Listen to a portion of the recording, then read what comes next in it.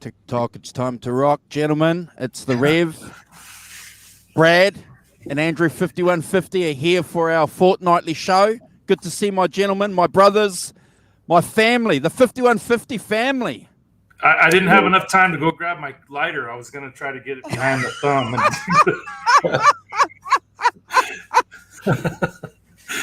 Man, I feel like I haven't been on this show in like a month. How long's it been? A month? Oh, here comes the knives. They're already coming at me. Bleach Ethereum. There you go. Oh, you got it. Oh man, you guys. Yeah. I gotta we find missed that. you, Rev. We missed you. Yeah, man. It was a good vacation for sure. Yeah, Went to Orlando, Florida for almost 8 days, I think. Yep. Awesome. I went to the most traveled destination in the world. Disney World is the most traveled site in the whole world. Did you guys know that? No. Yeah. Everyone wants to go see Mickey Mouse. Mickey Mouse, eh? Getting photos with Mickey Mouse? I didn't. I didn't. I thought to do that you had to go to the White House. Yeah. Shots fired. I've got something to play. I was trying to find it. You beat me to it. I got a message from someone who actually was correcting the rat bags. So I've got it here. Come on. Technology. Bleach Ethereum. Bleach Ethereum. Bleach Ethereum. Bleach Ethereum. We worked very hard to get the accent right and everything. Oh man. The big B word. Simon might come up with an Instagram page, Bleach Ethereum. We better watch out. And there might be T-shirts coming too. Bleach Ethereum. Yeah. That was great. Bleach Ethereum is a dinosaur. Yeah, I got that. Yeah. Yep. Yeah. And I didn't know how to say it either until I heard an interview where Valerie was talking about it because she's the one that came up with the name for that song. Yeah. Awesome. Yeah. Bro, I'm certainly looking forward to this show because Brad and I have been privy to some of the little bits and pieces that you've been feeding us while you've been away. So this Tom Weber show's awesome. So thank you, bro, for giving us this opportunity to participate with you on this. Yeah. Have you got the chat up, Rev? Have you got the chat up? I do. I see quite a few friends, colleagues, and pals in the chat already, which is cool. So let me get over here so I can say hi to everyone. Cool. We already have ernieballmusicman EVH talking about Biden. So thanks for the political dive bomb there.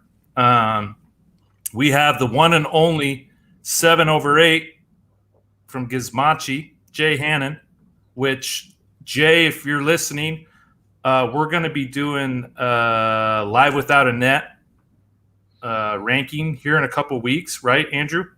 Soon. And I would love to have Jay on as a guest because I know he loves that live show. So I was thinking about when I was on vacation when preparing for that show. I think it'd be cool to have Jay on if the time frame works for him. Only if he's got an Australian or New Zealand accent going. The whole show. We'll hold him to it. The whole show. If he goes to his New York or Chicago accent, we'll kick him out. He's gone. Okay, never skip. We got Amanda Coons. We got Cobra Kai Platoon. Thank you, Cobra Kai Platoon, for the shirt. We're all sporting it tonight. Love it, brother. Ernieballmusicman EVH. Thanks for joining us tonight. We got Ellen Vorshine. We got the one and only Johnny Bean. KXM Bean. Rock. We have one of the rat bags, Nelson Rodriguez. We have Quentin James, and we have my buddy, Steve B. 5150. Thanks for joining, Steve. Oh, good. Yeah, and I think Lenny Lou is on as well. Derek Clacton was in, and Hal Face is joining, and Mark Tanner. Awesome, bro. We've got a few cats in here. We really appreciate that. You guys are fantastic. I'm going to ask you, please, if you haven't already subscribed to our channel, please do. But I also need you guys to do something else for us as well. Most people are on Instagram, so I'm going to throw up our Instagram accounts there. We need you to support us there. We've got Brad Cook, Music, Easy, Simon Williams, 33, our co-host from the Sunday Electric Blues Show, Kurt S, 5150, guys, and another very good friend of our channel, Michael, also at I Happen to Have. Now, we're all related. We're all family. If you guys can jump onto your Instagram accounts and throw a sub over there, we'll be grateful. Brad's going to tell you why Instagram's important for what we want to do too. I wasn't aware of it, but Brad's hit the nail on the head. So, Brad, if you can explain to us why we need Instagram account numbers, please. Because in our stories, once we reach 10,000, we can do the swipe up, which will take you straight to the immediate link for what we're doing. So obviously we're starting from ground zero. So the more people that subscribe, the better. So we can have that swipe up function on our stories, which will take you straight to the YouTube channel, straight to the link. Yeah. Right. Yeah. Plus, it's a really good forum for us to communicate with what we're doing. Even in the stories, we get to share things that are relevant to the show or whatever we're doing. So, yeah, it's really cool. Awesome. Yeah, I think that's a good thing. And the great thing with the Rev's account and Brad's account is that they're doing their own thing over there, guys, which is really cool. And I'll keep you up to date with any plans, any ideas, any thoughts that we've got with the 5150 show. So we are an active group. We try to include any suggestions and opinions that you guys have. So that's a good place to throw any hints or any ideas or any way that we can improve the show. Accents included. You know, we're always keen to hear those stories. Oh, yeah, we already have the one and only Renus Pinkle talking about 1999 and Jay's DVD. You guys. Hey! That's the most you're going to get out of this accent right here. What's going on? My phone's blowing up. Oh, my God. I'm getting this message, too. Are you getting that message, Brad? Something from the NSA? I am.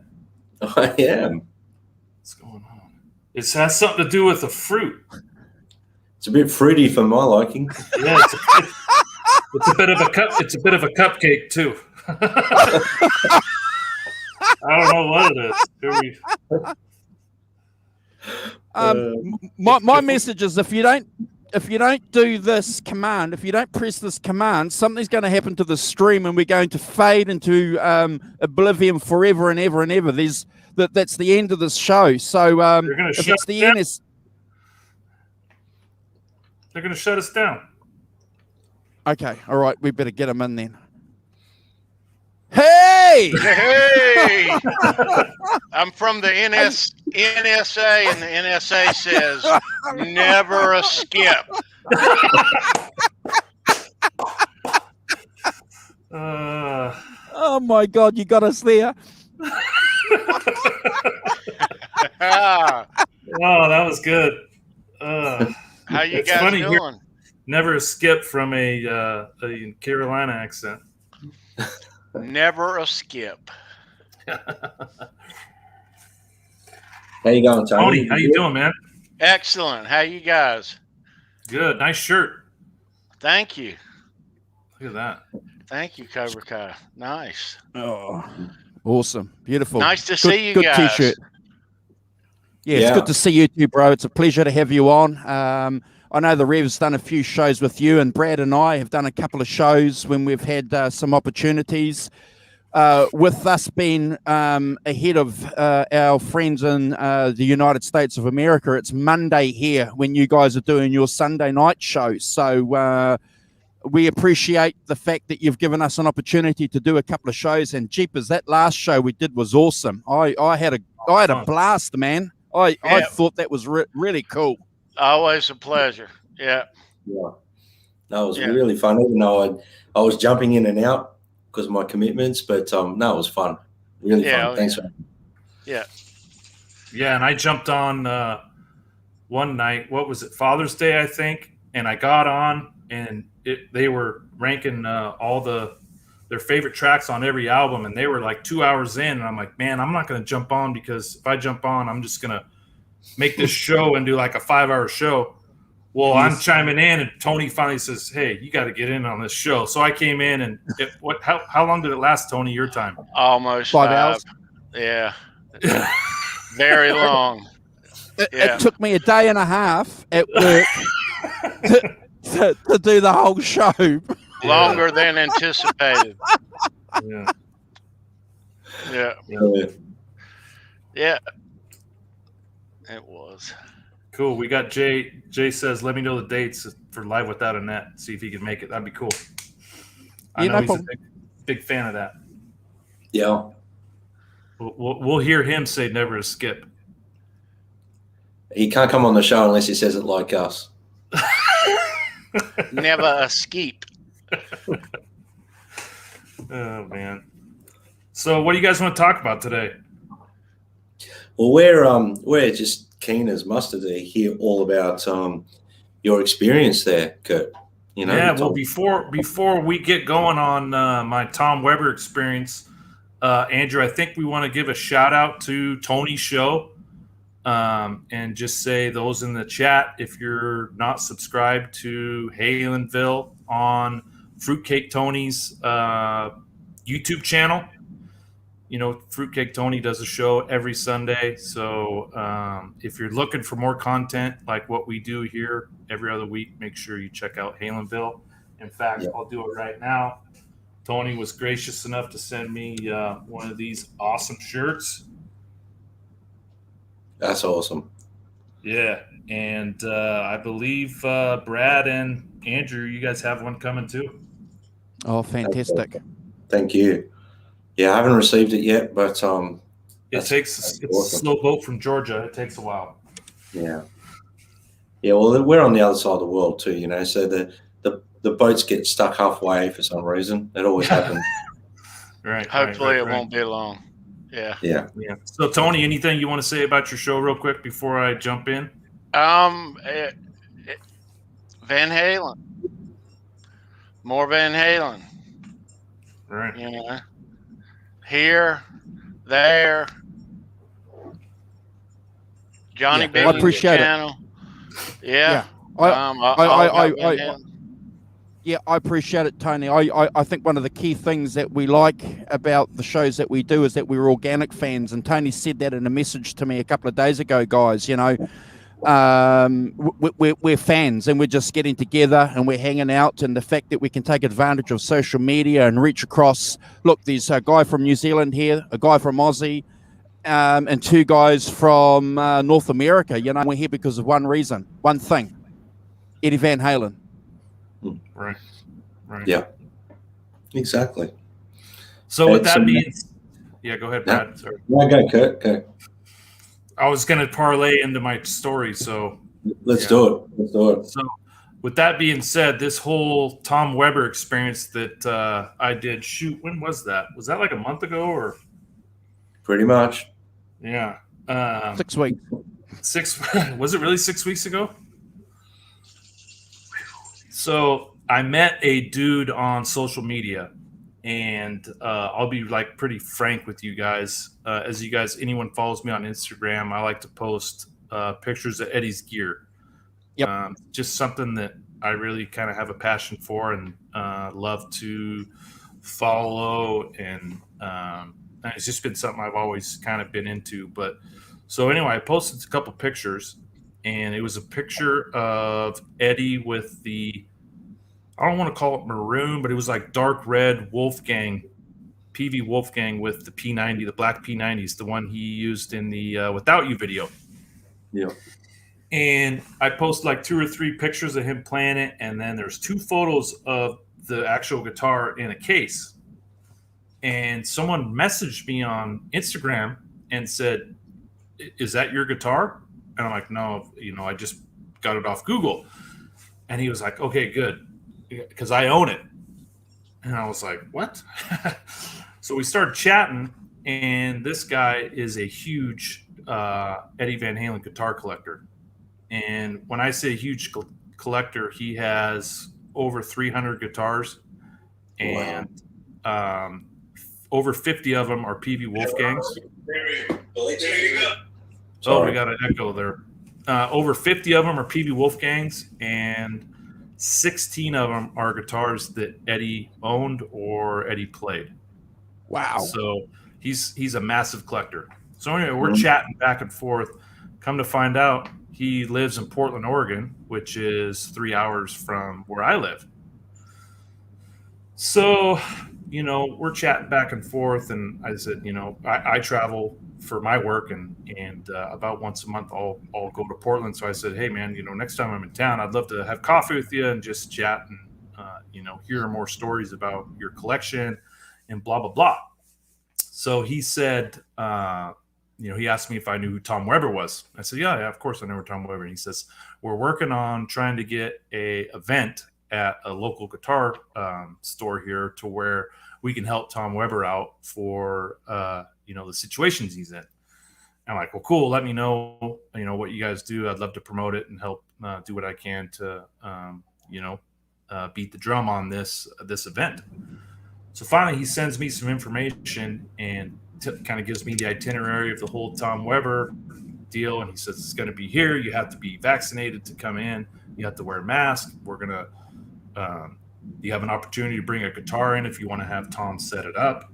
And we're going to do dinner with Tom, and it's going to be a live feed." I'm like, "Cool, man. Well, I wish I could make it, but it sounds amazing." He goes, "Well, I'm inviting you." I'm like, "You're kidding me." He's like, "No, I'm inviting you." He's like, "Come." So Nice. the event's on a Friday night, and I jump in my vehicle and I drive down there, 3-hour trip. Of course, it's the same night that there's a 5150 show. So Andrew and Brad, held the reins and held down the show. And I was going to try to get in, but it was just too crazy. By the time I got there, I literally had 0 minutes to break away for the show. So I kind of did my thing, but it was at 5 Star Guitars in Portland, Oregon.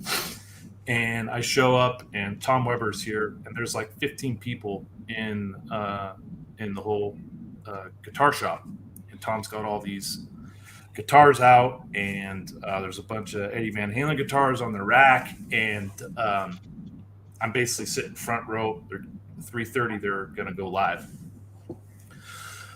So Tom is going to go live. Well, what happened was this guy that is a guitar collector knows Tom Weber through another person due to business. And he knew that Tom was going through some troubles, which we'll get into a little bit later. But he flew Tom in. He paid for his hotel for 3 days. And he actually spent 2 days at his house setting up all of his, a bunch of his guitars. So I'll show some pictures here in a minute. But this gentleman had Tom, I think he set up close to 30 guitars of his before they did this event at 5 Star Guitars in Portland. So Wow. he paid him, whatever fee to restring, intonate, and set the action on, 30 of these guitars, which I'll show some pictures in a minute. And then they did the live event. Well, for the live event, 5-Star Guitars called EVH and said, hey, we're having Tom Weber here for a charity event to raise some money for him.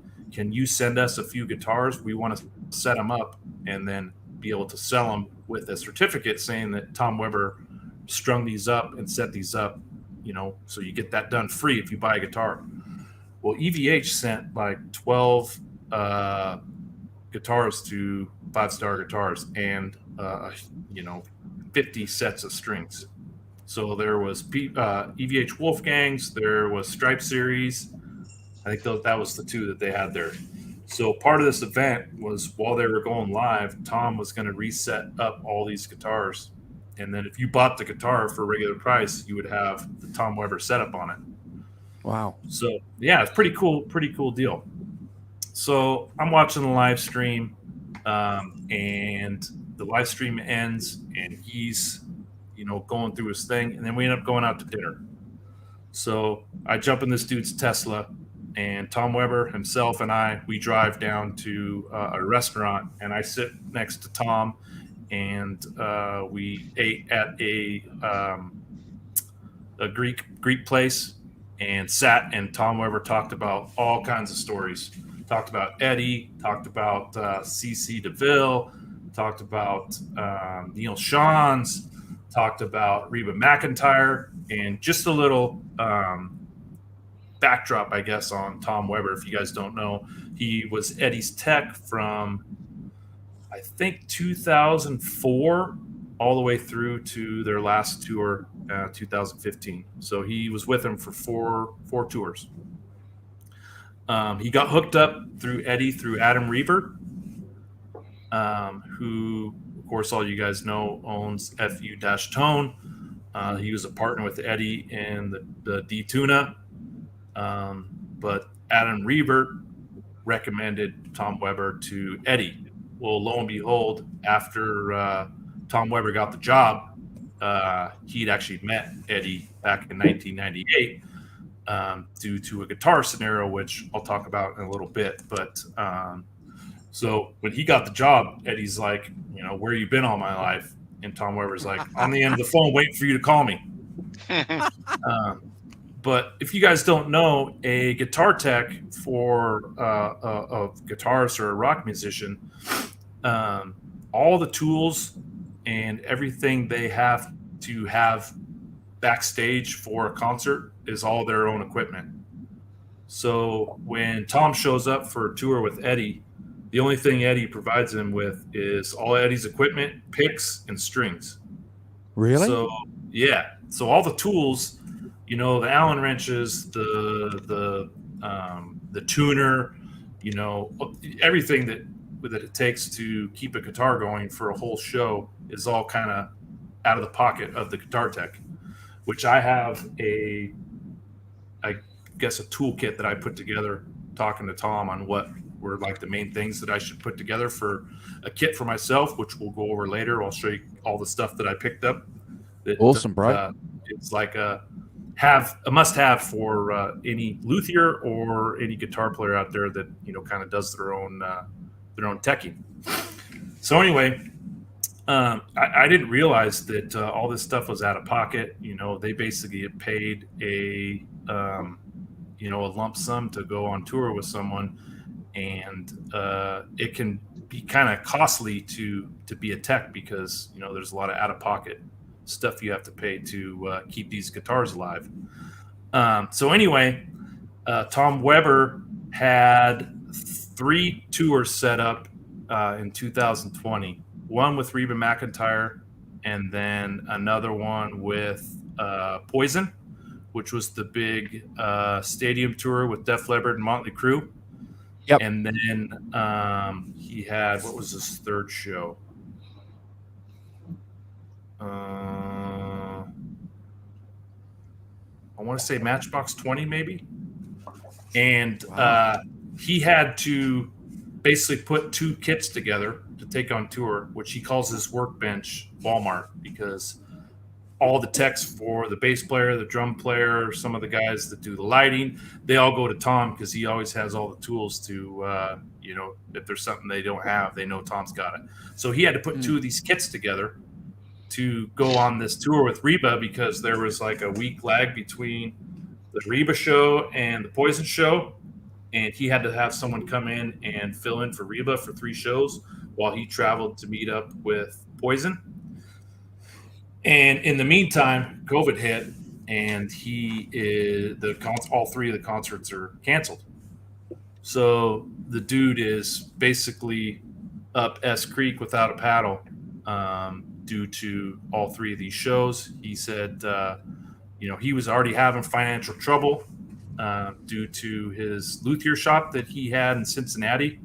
If you guys don't know his story, he had one of the largest guitar building and repair shop in the United States that was privately owned. He said he had equipment to basically build a guitar from a chunk of wood all the way to finish with the paint booth. He had all the equipment to repair guitars, and he also had, of course, all the equipment to fix, and set up guitars. Well, his landlord sold the real estate to someone else, and the guy jacked up his rent. He charged him 6 months worth of utilities, and his building was only open for 6 months out of the year because he was out on tour for 6 months, and then he would come back in November and work on guitars all the way through till April to supplement his income, and then go back out on tour. So it was kind of like this revolving door where he was out on tour, then he'd come back to Cincinnati and work at a shop for 6 months, then go back out. Well, he ended up having to close down his shop. He threw $1 million worth of equipment in the local landfill, took a bunch of stuff to the local restore and Habitat for Humanities, because he had to be out of the shop in 30 days right before he was getting ready to go out on tour in Japan. And it put him in a bunch of financial trouble. So anyway, that's where this whole thing came on with doing this benefit for him. So lo and behold, I get to meet Tom Weber. I get to sit down, have dinner with him. I take my Kramer 5150 with me, and he sets it up, cuts the strings off, restrings it with EVH strings, asks me how I want my action. He's kind of grilling me a little bit about my tremolo, because Rob Johnson, I don't know if he's going to watch this later because he's probably in bed now, but Rob told me to take off the springs that hold the retainer screws on. He told me to take those off because they're a tone robber. And he's like, well, why'd you take these off? And I'm like, well, Eddie's original Kramer didn't have them. And a friend of mine told me that, it affects your tone. He's like, well, every single guitar that I worked on with Eddie's had those springs on. Really? Yeah. Wow. So I felt like a jackass. I'm like, well, that's a big one. Yeah, I'm like, well, his original Kramer doesn't have them, and he's like, well, that Kramer's, 30 some years old. He's like, you're going to come into problems. Those screws could shift. So anyway, my Floyd wasn't exactly on the body. He got it to where it was sitting on the body. He got the action great. He, adjusted the truss rod a little bit, restrung it, tuned it up. The thing sounds amazing. I just played it today, and I'll show you guys real quick. Just happen to have it right here. So here's the guitar. I still have the strings on it, and I'm like almost tempted not to ever take them off. But I don't know if you can see that action, Andrew. Mate, I mean, I think you can slide a piece of paper under there. Maybe the Bible. Paper? Maybe a piece of paper out of the Bible. Ooh, out of the Revs, New Testament.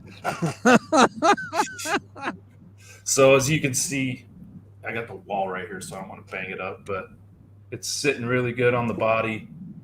The thing sounds incredible. I can't play it real loud because it's almost 10 o'clock here, but Sounds really, really good. And I got a certificate basically stating that this guitar was, or it says guitar technician for Eddie Van Halen has performed a complete custom setup on your guitar. It's got the make Kramer, it's got the serial number, the model, and the date. So pretty cool. They were giving these out to every guitar that that Tom set up. So that was really cool. Nice. Yeah. So what kind of questions do you guys have on the setup? Just to give me a break from talking. Yeah. I'm just like trying to absorb everything you've been saying, but obviously when we get to the setup and the equipment and everything like that, I've got a fair few questions.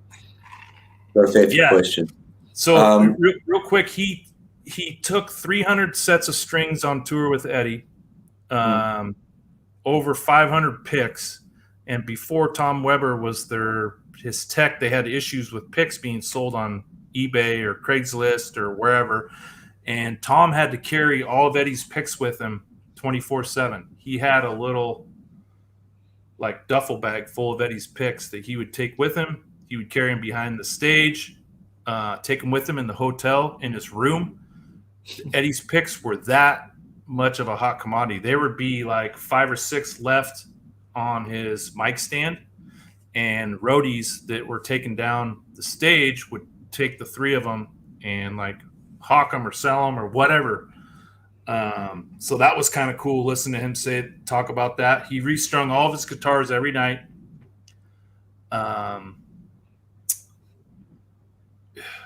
Just watching him do it, he completely clips off all 6 strings at once. Doesn't obviously, because the bridge isn't floating, he doesn't block the bridge. He lines up every single tuner post, so they're completely lined up perfect to the nut. Yep. Strings it one by one, uses a electric cordless stringer, which I bought, and I can't believe that I didn't have one of those years ago. I bought one on Amazon for like $20, and it's like the best thing ever. And then the string stretcher was like a game changer for me, which I'll show you guys later. But the way he sets up the guitar, he says, if I'm going to set your guitar up, I have to have the person that's going to be playing it right here with me, because I have to ask questions.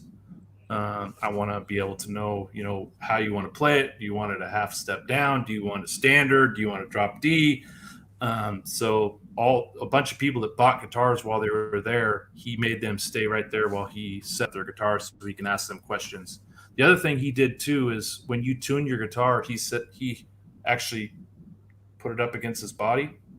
Like he had a workbench, so he set it as if he was playing it and tuned it that way. And he said, never tune your guitar if it's sitting on a bench, because that's not the way you're going to be holding it. And he says the strings and the spring lie different just by the weight of the guitar. So he said always hold your guitar in your lap or on a strap when you're tuning it, which is something I had never heard before, which is probably just a tiny, minute thing. But to him, the details are what's important, Yeah. There's a couple of questions in the chat here, bro. Go ahead. How important is the pickup height adjustment in relationship to the strings? And was your neck adjusted, the truss rod adjusted much on your guitar? And I also have a question too. I know a lot of guitar players are really fussy about the connections that they use. The guitar leads and the tips and all that. For example, Kenny Wayne Shepherd likes to have silver tips or something like that, and he reckons that he can hear and tell if it isn't. Was Eddie fussy like that as well? As far as the metal or the type of soldering in his patch cables and leads?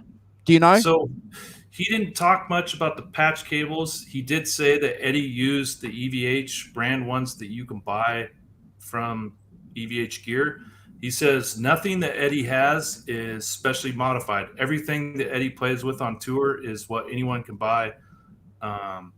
online, which I thought was really cool. He said all his Wow. pedals, because part of Tom's thing, not only is it to make sure that his guitars are functioning, but it's also his pedal board and all of his amps. And he said none of the amps are modified. They're all what you can buy right off the showroom floor of any guitar shop. All of his pedals that he has on his pedal board are stock. So outside of his rack unit that has some special effect stuff and settings, everything else is stock. EVH. And I asked him about the guitars, and he said the only difference in his guitars from what you buy from Guitar Center or Swiftwater or Reverb is that he changes the nut screws to titanium because they wear out after about 5 or 6 weeks. Makes sense. When you're changing the strings every day, and the way Eddie plays, he says they just wear out. So he says once they switched to titanium, they never had to replace them. Wow. So once you switch to titanium, he said you should never ever replace those screws. Wow. And he does also put the titanium saddles inserts in, but he gets black ones from FU-Tone, so they look stock. Okay. Okay. So when we've read in these guitar magazines over the years, bros, where Eddie has been fussy as far as the details goes, with the EVH stuff, it's pretty much to his spec anyway. So that's one of the reasons why he's comfortable taking it off the shelf, because he's been involved in it, and it's good enough. Right. It took him 30 years to get there. Yeah. And he used stock springs, cloth springs as well, where I know Adam sells those noiseless springs. And this is stuff I was asking Tom, because I wanted to know all this. He's like, no, he uses the stock stuff.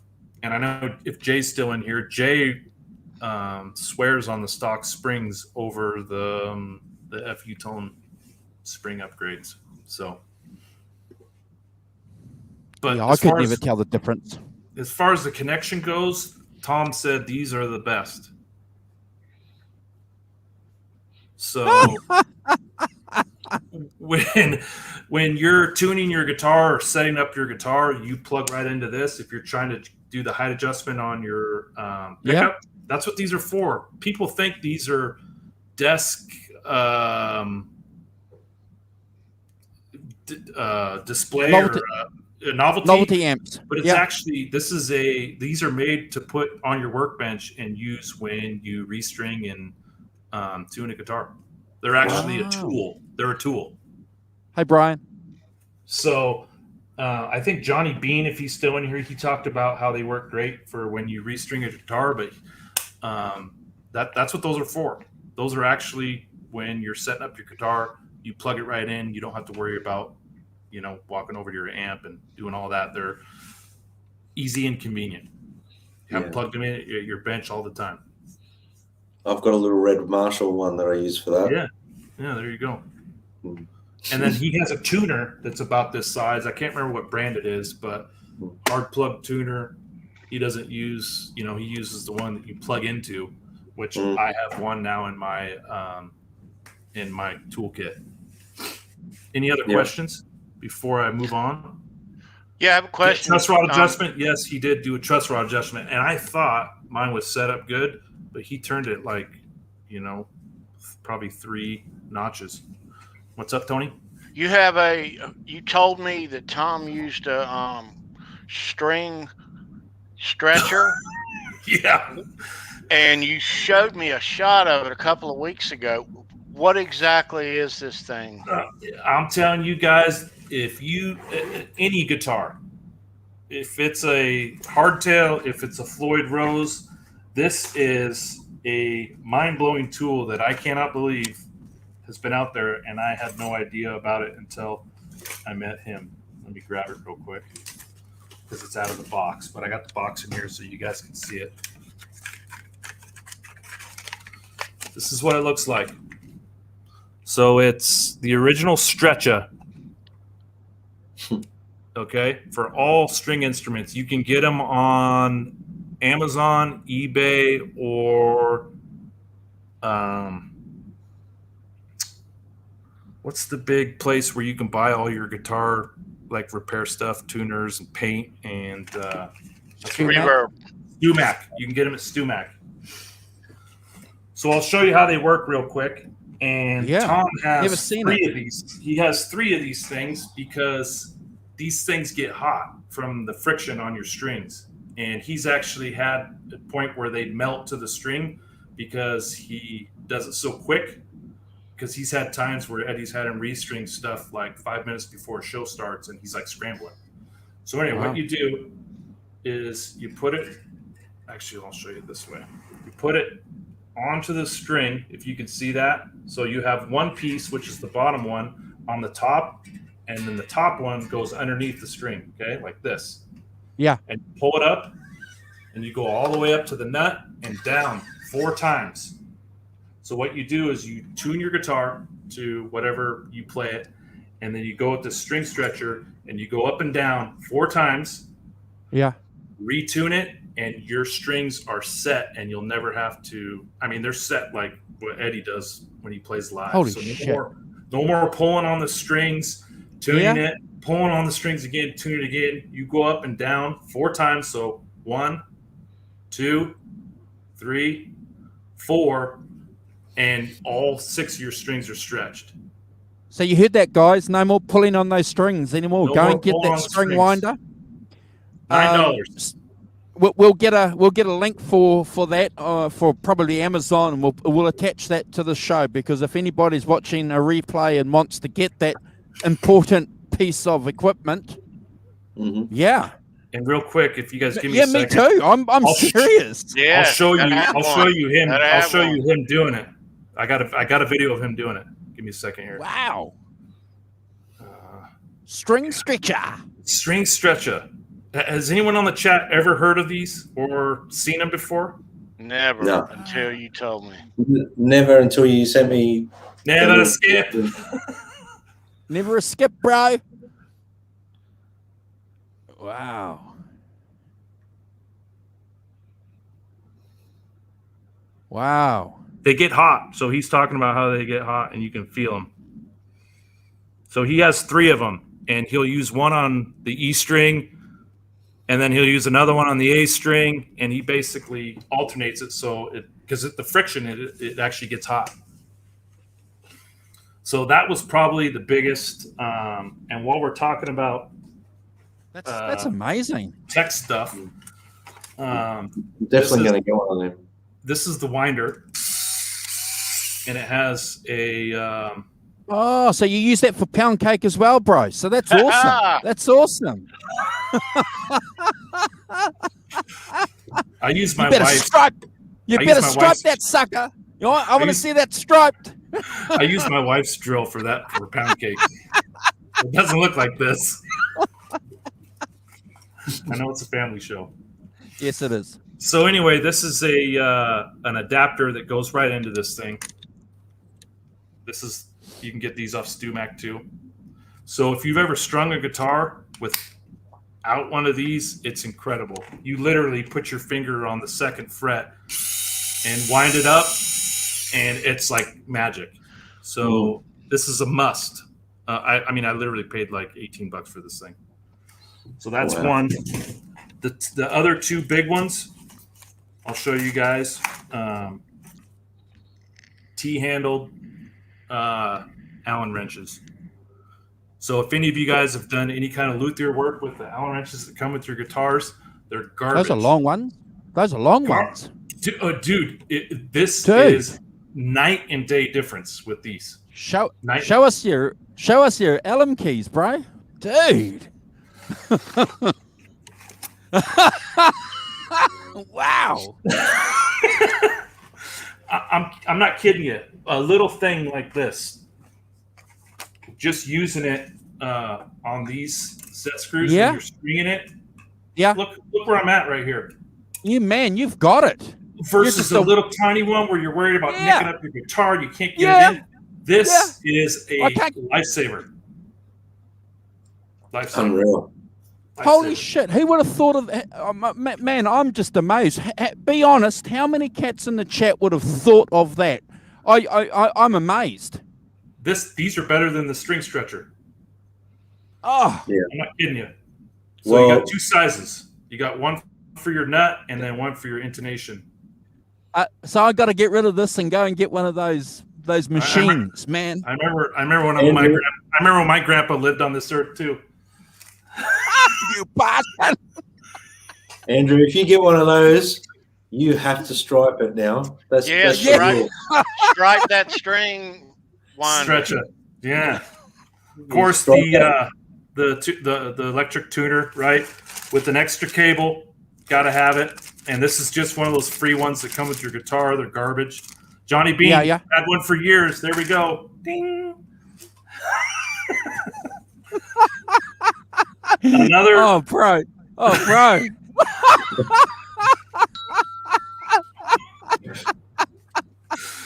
Another Emery board. Oh. For your frets, right? He also talked about it. So what's the emery board for? Just to polish them? Yeah, if you get a fret sprout on the the end. Oh, okay. And then a round one too, which this is what you would use if you're really trying to work your frets. Okay. Oh. Real quick, guys, too, the fret guides for polishing, that's a must. If you haven't got these are amazing. A good set of wire clippers. I had a cheap, tiny pair that were garbage. He actually uses these not only to cut the string, but then he uses the rubber piece to push it in after it's wound up. You know how you cut it off and you have that little tiny tail there? Yeah. He uses it in, pushes it in. I was like watching everything he did. So a nice, these were $15. A good set of decent sized wire clippers. Let's see what else. These are big too. Nut drivers. Okay. One for your pots, which is this one. Yeah. And the other one for your tuners. Oh. Super easy. If you ever got to replace a tuner, you just go right in there. Instead of using a wrench that scratches it, you use these two. So it's I actually have a list. I'll put it in. There's a 10 millimeter and a half inch. Those are the two sizes you would need.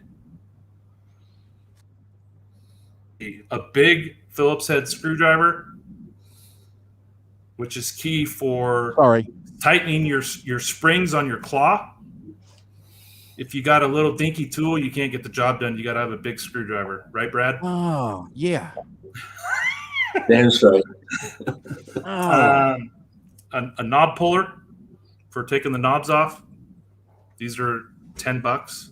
It's actually padded so it doesn't scratch your guitar. These take your Cobra Kai actually got me onto this, but this is another tool. So taking the knobs off the guitar. So these little screwdrivers are no good, bro. These little fiddly. These? They're no good, bro. These little tinky dinkies. You can't. That's the way you throw them, Andrew. Oh yeah, shit. Last one, right here. We'll see who in the chat has one of these. What is it? What's that? That looks like some kind of secret agent weapon. It's a dentist tool. It's a spring puller from FU-Tone. This is putting your springs on and off. It's like jumping in a Dodge Charger versus a Prius. Oh, wow. I'm scared putting those springs on when you click them into the block. You know what I'm talking about?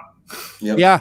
It's simple. So go on FU-Tone, and he's got a video on this spring puller. This is $9, $10.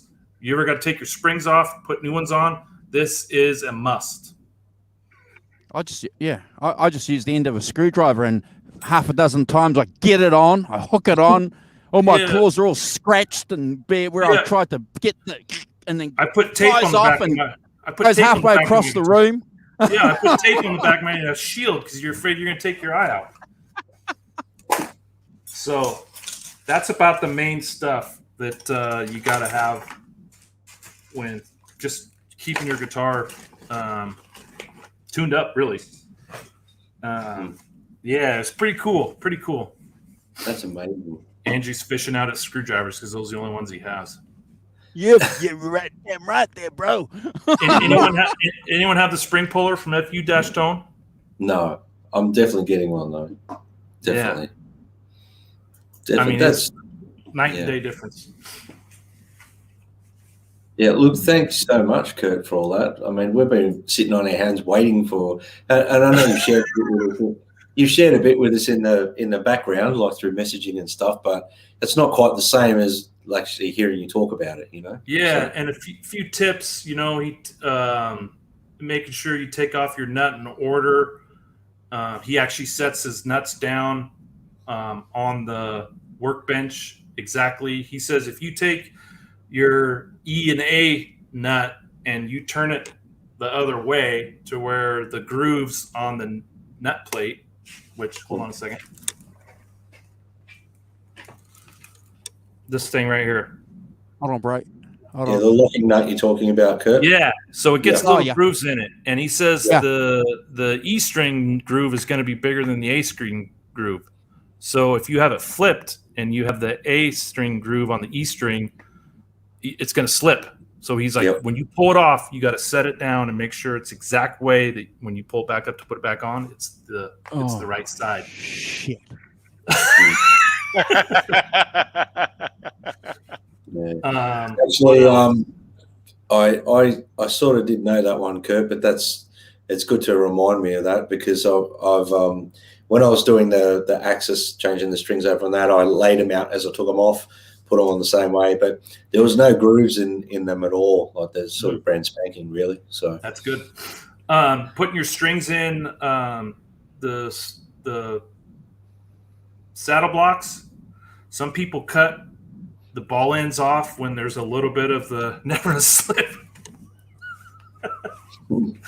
That son of a gun. But we got to hear someone say it. Never a slip. Never. Oh, that's funny. When you're putting your string in, he said cut it off clean. Some guys cut it off to where still some of the winding is in there. He says that could come off. So cut it clean to where it's the exact string that you're going to be playing with. And he said push it down directly down into the saddle and tighten it. And then when you tighten the string, let it lay down. Because if you try to push it in at an angle, or if you try to, I guess, make the bend in it, when you tighten it, it'll kind of mess it up. So he said set it in straight and let the block push it in, and you'll get the best connection. Before you bend it, before you bend it. Never a clip. So when you put your string in, just before you wind it in, before you pull it tight, you wind it in, you're saying? Yeah. Yep.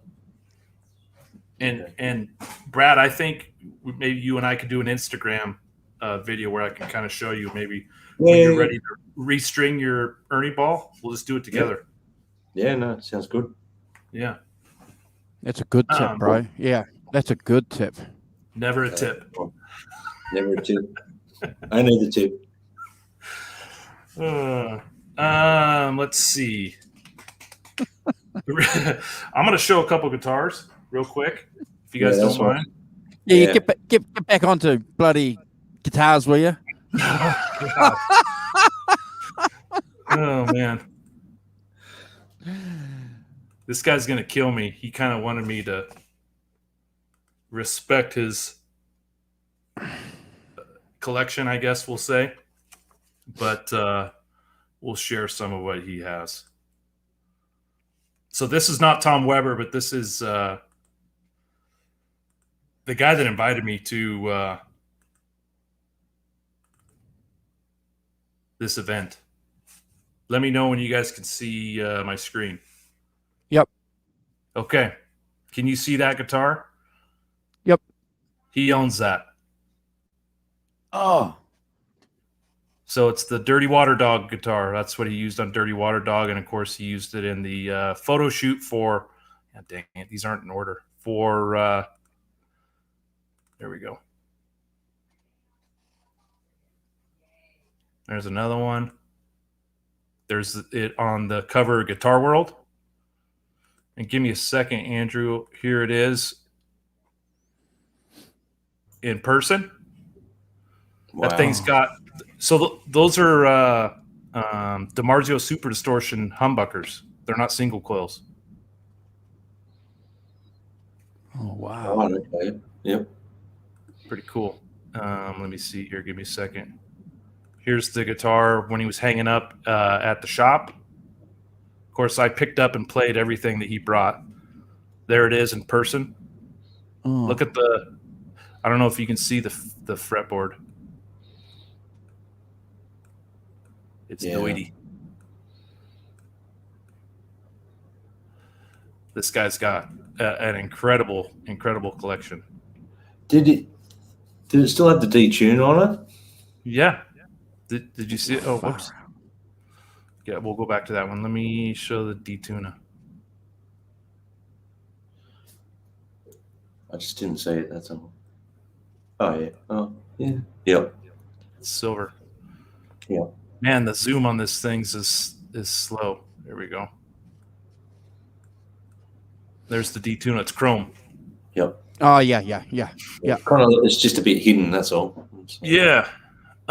So he owns that guitar. Mm-hmm. Let's see. Here's the last picture of that guitar before we move on. In the case. Can you see that good, Andrew? Yeah. Man. Okay. Here's his prized possession. Actually, he has two prized possessions. Here's one of them, and this. He owns this guitar. Oh. Oh, bullshit. Really?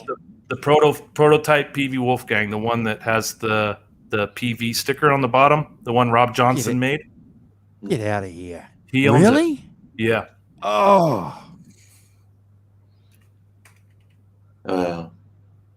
He has a table tent from a golf tournament that Eddie was in, and the table tent is sponsored by ernieballmusicmanaxis and peaveyamps.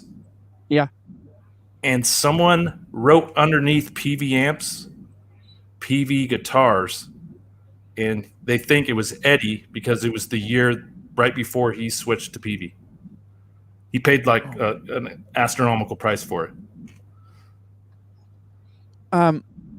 Look, I've got to ask this question. I've got to ask, what's that prototype Peavey worth? Any ideas? I don't know. Oh. So, Kurt, is that the guitar that he played on Letterman in Not Enough? No. Oh, it's not. Okay. The one on Letterman was dark, was like a maroon, like a reddish color. More a different color, yeah. Okay. Bro, can you go back to that prototype again? That previous photo and just the guitar itself. Yeah. Okay, this is Rob Johnson's replica. Okay, can you just magnify that? Can you just bring that up a bit? I cannot find any pictures of this guitar, like live. So that's PV down on the bottom there. What is it? Peaveywolfgang? Peaveywolfgang. Cool. And he bought this guitar from Jim Condola, or DiCola, excuse me. Yeah. And it didn't have the stickers on it. Eddie took the stickers off, but then Jim gave my buddy new stickers, and so he put them back on. Awesome.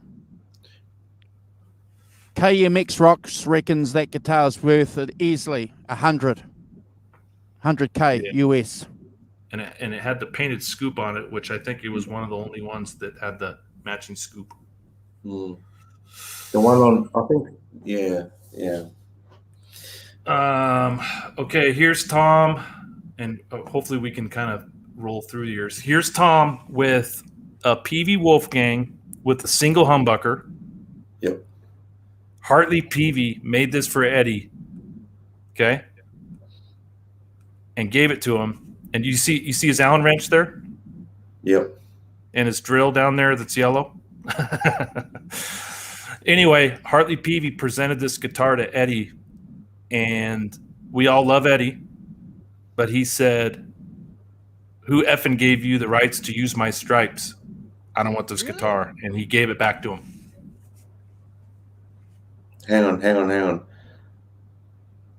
Repeat that, please, Kurt. He said, "Who gave you the right to use those stripes on this effing guitar? I own those stripes. I tell people who can and can't use them. I don't ever want to see this guitar again." Wow. And this is my buddy's house, so you can see all the cases back there. I mean, that's Wow. He has them in 3 or 4 different spots. I mean, he has over 300 guitars. Wow. Let's see. We'll move Can you on see that here. question, Kurt? Was that the guitar Eddie threw at the Peavey meeting and said to reset? I doubt it. But Okay. Andrew and I were just talking about that the other day. Wow. Okay, here's another one, which I'm going to get into in a little bit later, but this is actually, no, this is an EVH Frankie. Never mind. So he's setting it up. As you can see, he's doing a truss rod adjustment on the neck. A second here. Just taking a second. Ernieballmusicman, he has over 10 of them, Andrew. And he put 2 on consignment at 5-Star Guitars when I was there, and I got to play a red one and a green one that are for sale on their website. So if anyone's looking for an Ernieballmusicman EVH, he's got 2 on consignment there right now. So we'll zoom in on this. Is a purple one, which is beautiful. Absolutely beautiful. Look at that thing. You see how he's got it hardwired in for the tuning? Yeah. Yep.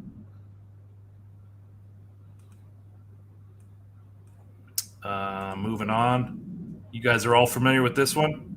This was played by Eddie. He had this one backstage in 04. I think he played it live maybe once or twice. I picked up this guitar. It's 24 pounds. Wow. 24 pounds.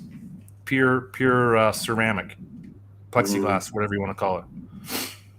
And that's a Peavey as well.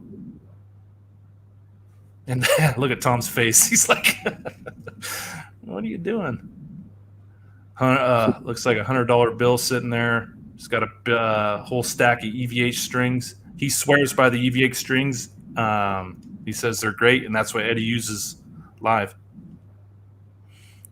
You can see the big screwdriver there, Andrew, on the end. The man's one. Yeah, manly. Okay, moving on here. A second. Okay, this was at the 5-Star Guitar event. He's setting up a stripe series. Nothing special, just a couple pictures I took. Tom being, doing his thing. So you can see on the back wall there, these are the guitars that Taft took with him to the event. So there's the Peavey with the striped inlays. He also had a Peaveywolfgang with the stop tailpiece, black one. And then the Dirty Water Dog guitar. And then he had 2 more, but they're not in that photo. Wow. There he is stringing it up. He actually puts all the strings, all 6 of them, in the saddle before he strings it up on the neck. So that's another thing that he does. He says speeds up time. It makes sense there. Yeah. Okay. Monsters of Rock guitar. You guys are all familiar with that one. This guy just picked it up as a collector, but he put it on consignment there. So this one's for sale as well. It has a signature from all 4 band members. You can see Sammy Hagar's signature up on the horn, but the 3 other band members, it's hard to see in this photo, but their signature is on it as well. So that guitar is on consignment. I got to play that one as well. That was pretty cool. Old Kramer. Okay. Black Salami wants to know, what kind of sandwiches does Tom like? Well, when we went to lunch or went to dinner, he had leg of lamb. Oh. Yeah. So I got there at 3:00, so lunch was over.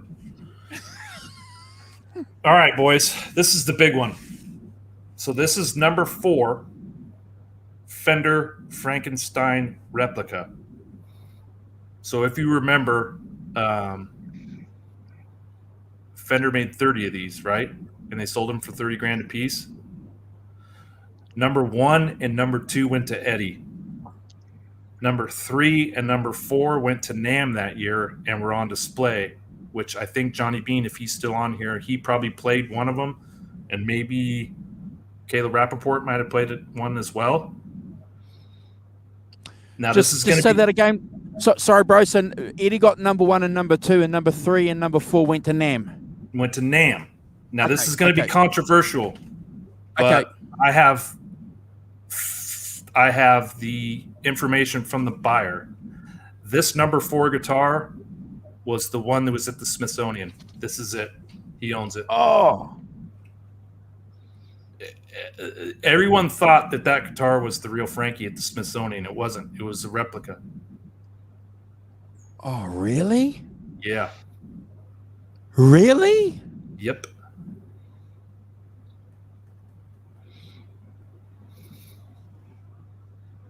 Wow, I did not know that. So this is hand done by Chip Ellis with the original Frankie right next to him when he was building these things. Can you But as you guys know, the ones they take to NAMM are, the cream of the crop. Is this what you wanted, Andrew? Yeah, bro. Yeah. It's got the splooge on the big horn. Still the holes from the pick guard. Look at that neck. Mm-hmm. Even the tape was relic. The tape looked like it was 20 years old. Remember we talked about white gaffer's tape? That's what that is. Real cigarette ashes in, the selector switch cavity and the pickup. So, Tony, you just got one of these guitars. Is this picture coming in clear to you guys? Yeah. Yeah. Fantastic, bro. Yeah, look at that thing. So I picked up this thing and started playing it. Just tapping on the fretboard, it sounded like the guitar was plugged in. Like that. That's how insane it was set up. And apparently, they're doing a video. Tom Weber set this up before they put it on display, and he did a whole hour-long video on setting up this guitar and talking about it. And they're supposed to put it on their website soon. Okay. So, and I think I sent you guys a picture of me holding it, didn't I? Mm. There's the neck. Hey, Sonia.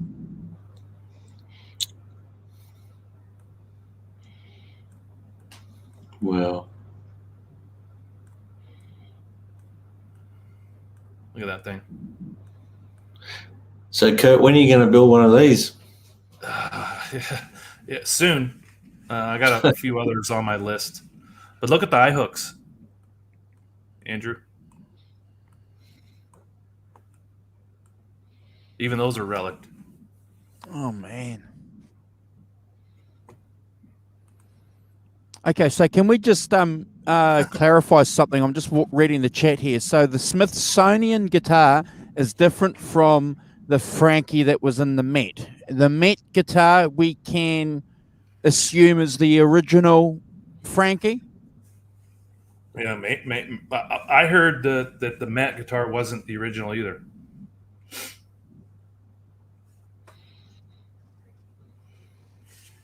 But I don't know. Because the original was still in the studio 5150, isn't it?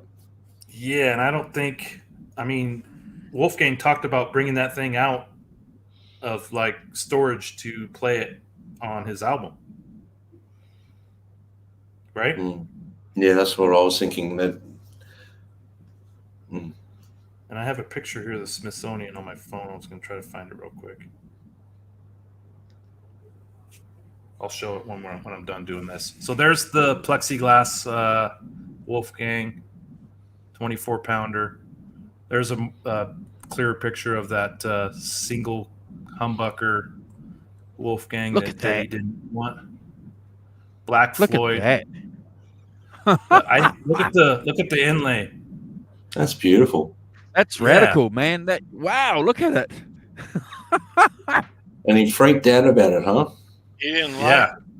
Didn't like it. And you guys know, I've heard interviews from Eddie where he didn't think people wanted his striped guitars.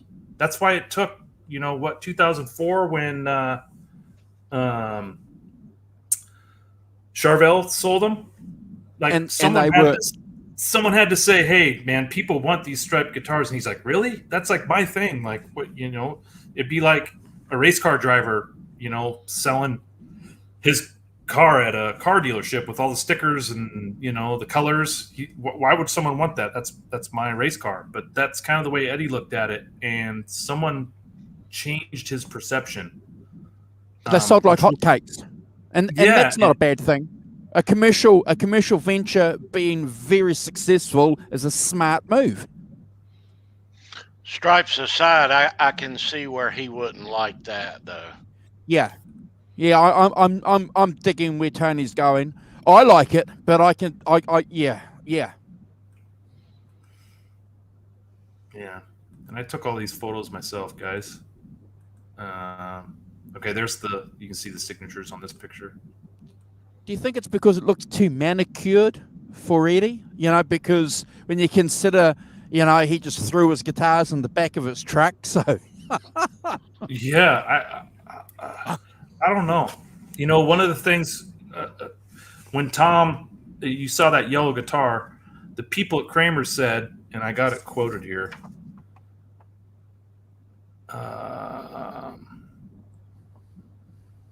Hey, Ben. He says, anything we make for Eddie, we can't make for anyone else.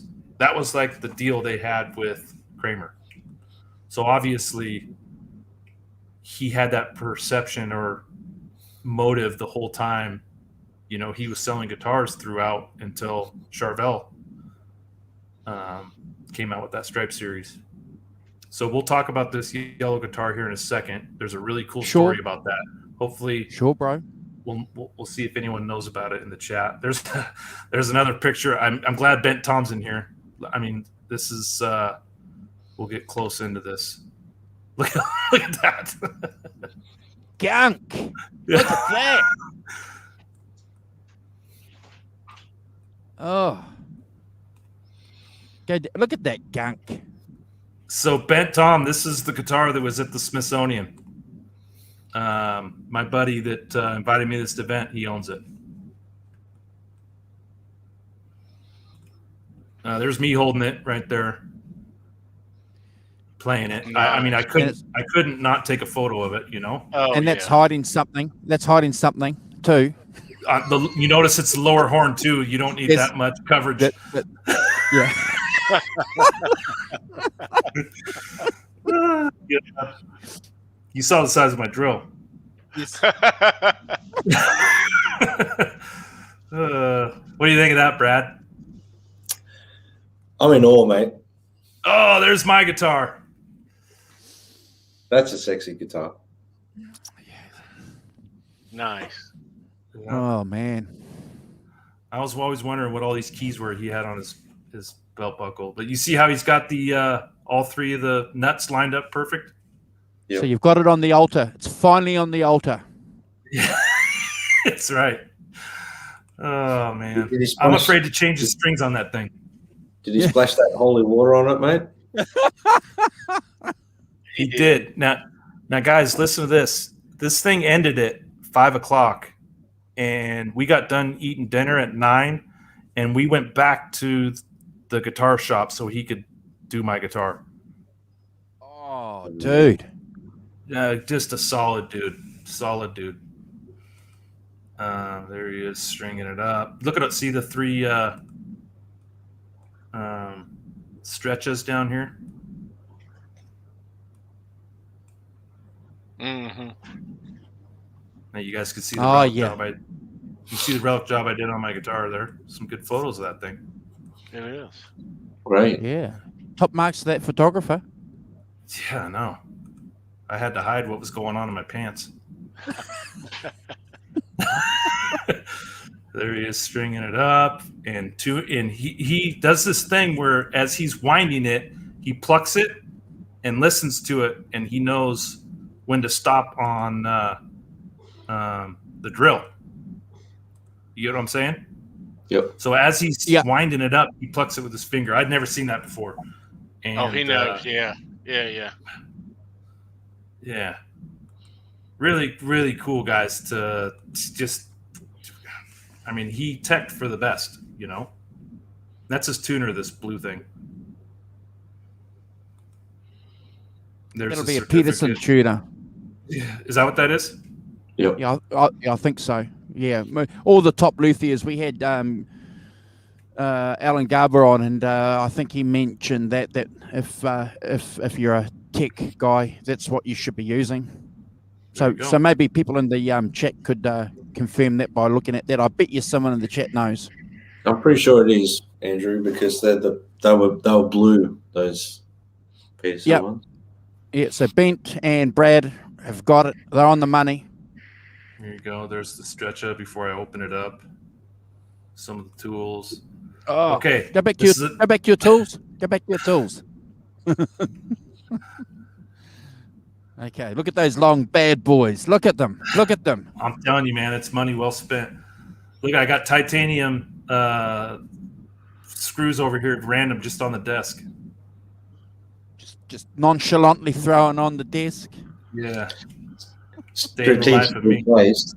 Yeah, no. No, I think that was on accident. So here's an EVH Star guitar. Eddie played this on the 2015 tour, and this gentleman owns it as well. Oh, gee. It's not the number one. The number one has a red D-tuna, but this was his number 2. I know, it's crazy, man. He has 15 guitars that Eddie owned. Bro, did you play that? No, that was taken at his house. So he didn't bring okay. that to the he didn't bring that to the deal. Okay. There's a picture we used for the card. Oh, that's cool. You can see the ceramic Wolfgang back there. So there were 7 guitars there that were brand new that he restrung and set up to Eddie's spec that people had the ability to buy for stock price with the Tom Weber certificate. So I think they're probably gone. I think they sold 5 that day, and then the other 2 sold pretty quick. There's a question there for you, Rev. Yeah, go ahead. Read it out to me. Why did Eddie use nylon picks? Even better, why 0.60 thickness? They are way too thin for me, and maybe at least 1 hour after playing, they start burying the ends. So any idea why? Yes.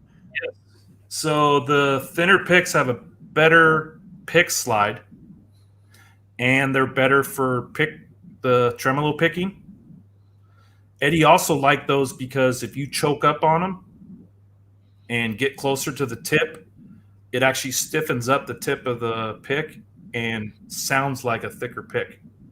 But then if you choke down on them and grab towards the beefy part of the pick, it gets more flexible. So he liked the fact that it was had more variation to it. Okay. Makes total sense. Yeah.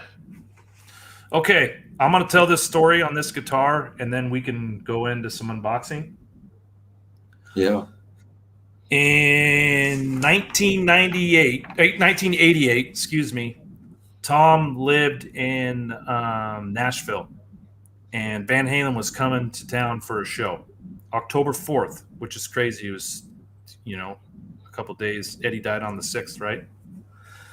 So they're coming to town, and Tom isn't even a guitar tech. He's actually an audio guy for musicians, and he gets word that he's going to be doing the audio for the show.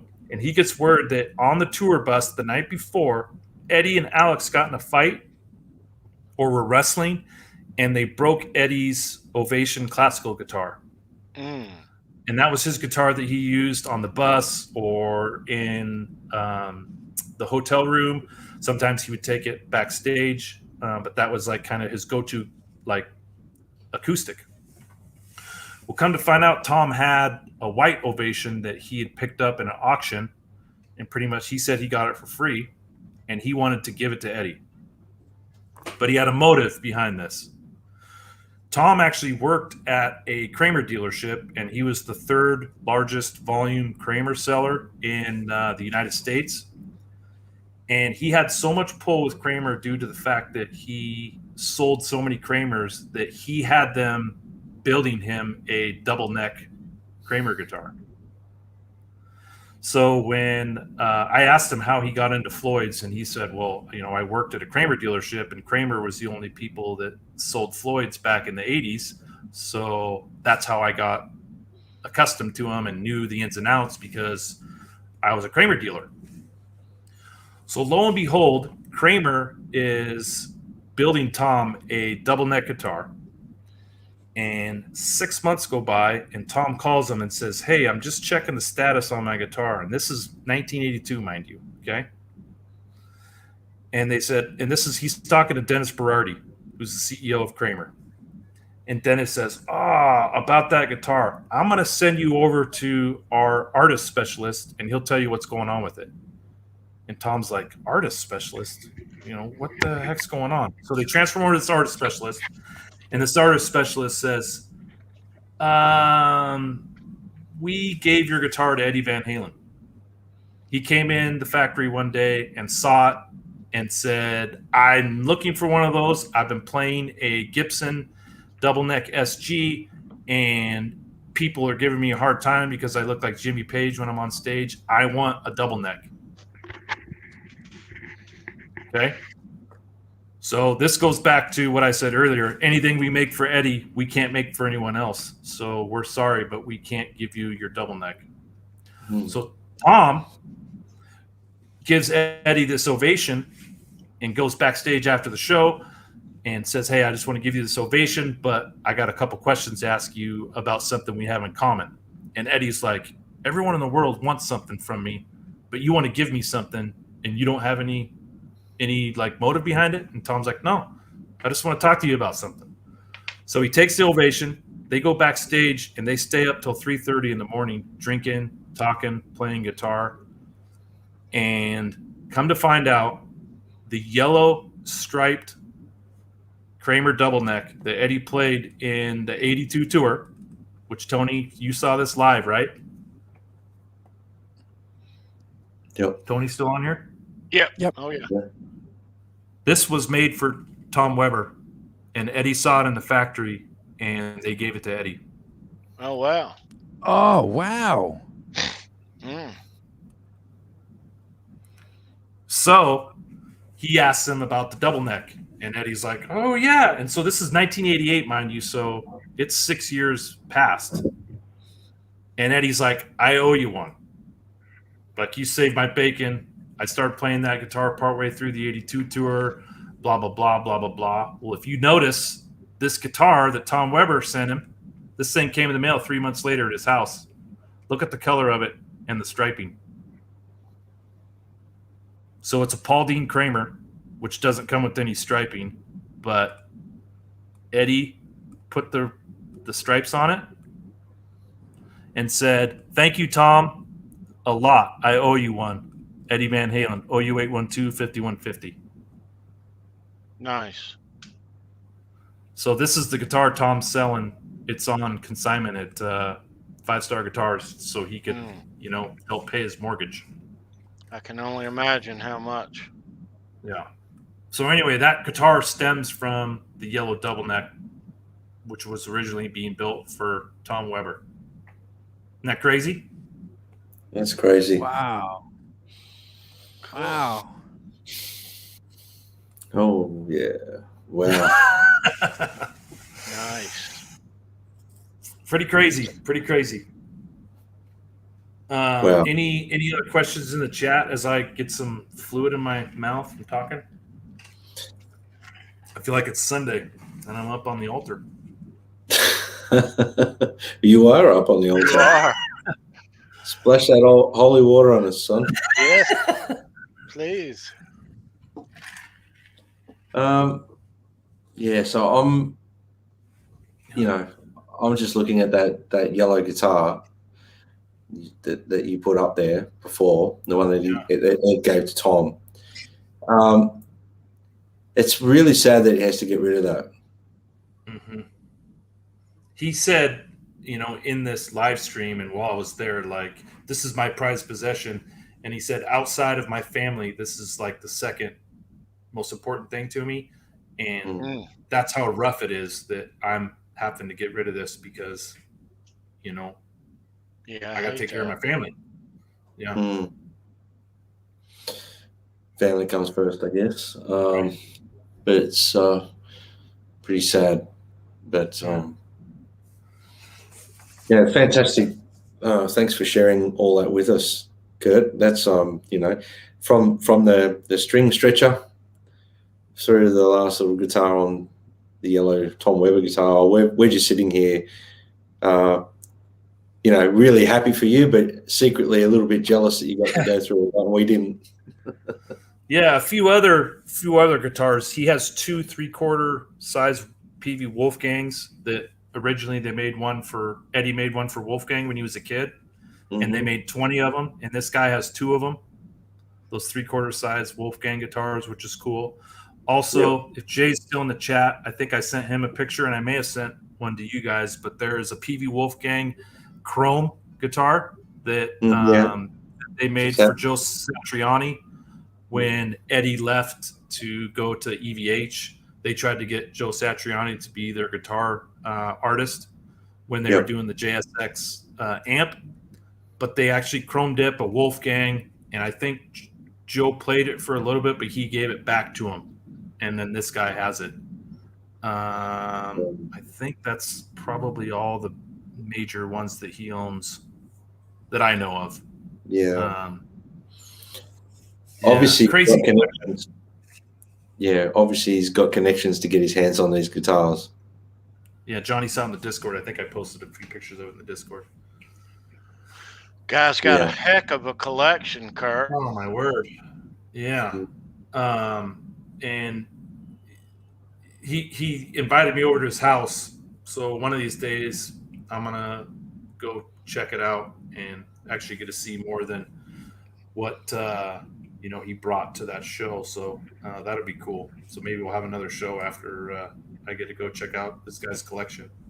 Yeah. Yeah. It's funny because you would think Satch, being such a, heavily endorsed Ibanez player, there's no way he would go across to Peavey. You would think that he wouldn't touch them, if that made sense, Yeah. Well, and those Peaveywolfgangs are good guitars. And I hope Taf's not listening because he loves them, obviously, because has millions of dollars invested in them. But the Ibanez is a great guitar. Yeah. And Jay has a couple of them, and he actually has maybe 1 or 2 of the Satriani Ibanezes, and he swears by them. So obviously, I think Joe Satriani and Steve Vai, they're good guitars. I think the Floyds on those guitars are probably the best product out there. They have that Floyd is an amazing Floyd. I can't remember the name of it, but yeah. One of my good friends has got a left-handed gem, and when I picked the guitar up, I wish I was left-handed, man. Sometimes I want to play that thing and I can't play left-handed. But it just feels amazing. But it feels completely different to you put something like the a Les Paul in your hand. It's like a muscle car as opposed to a sports car. It's completely different. And then too, the Edge Pro. Thank you, Renus and Jay. Tony, you want to show the pick? So they gave picks out to all the people that went to the live feed, and my buddy who invited me, he gave me 3 of them, which I was when they were handing them out, I was trying to figure out a way how I could get a few more. And like he gave me 3.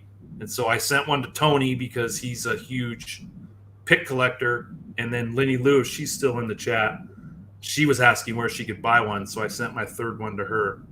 But Tony's got, there's the picks that they were giving out right there, which is kind of cool. You see the front picture, his shirt's striped that he's wearing. Very cool. Yeah. You talked the about earring. that nylon one earlier. Oh, yeah, there you go. Oh, Yep. Wow. I got a box of those, or a 10 of those that I haven't even opened yet. so those are 60.60. Yeah.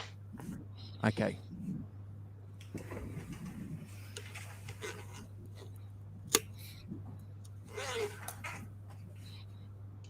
Wonderful. Yeah, those are those picks.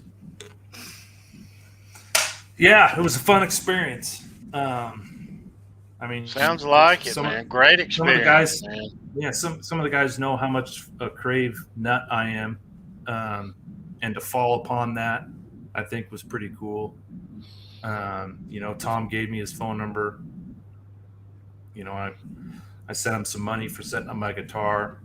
Just a real cool experience, you know. Just to be able to help out and to hear his stories. He actually talked about Wolfgang, and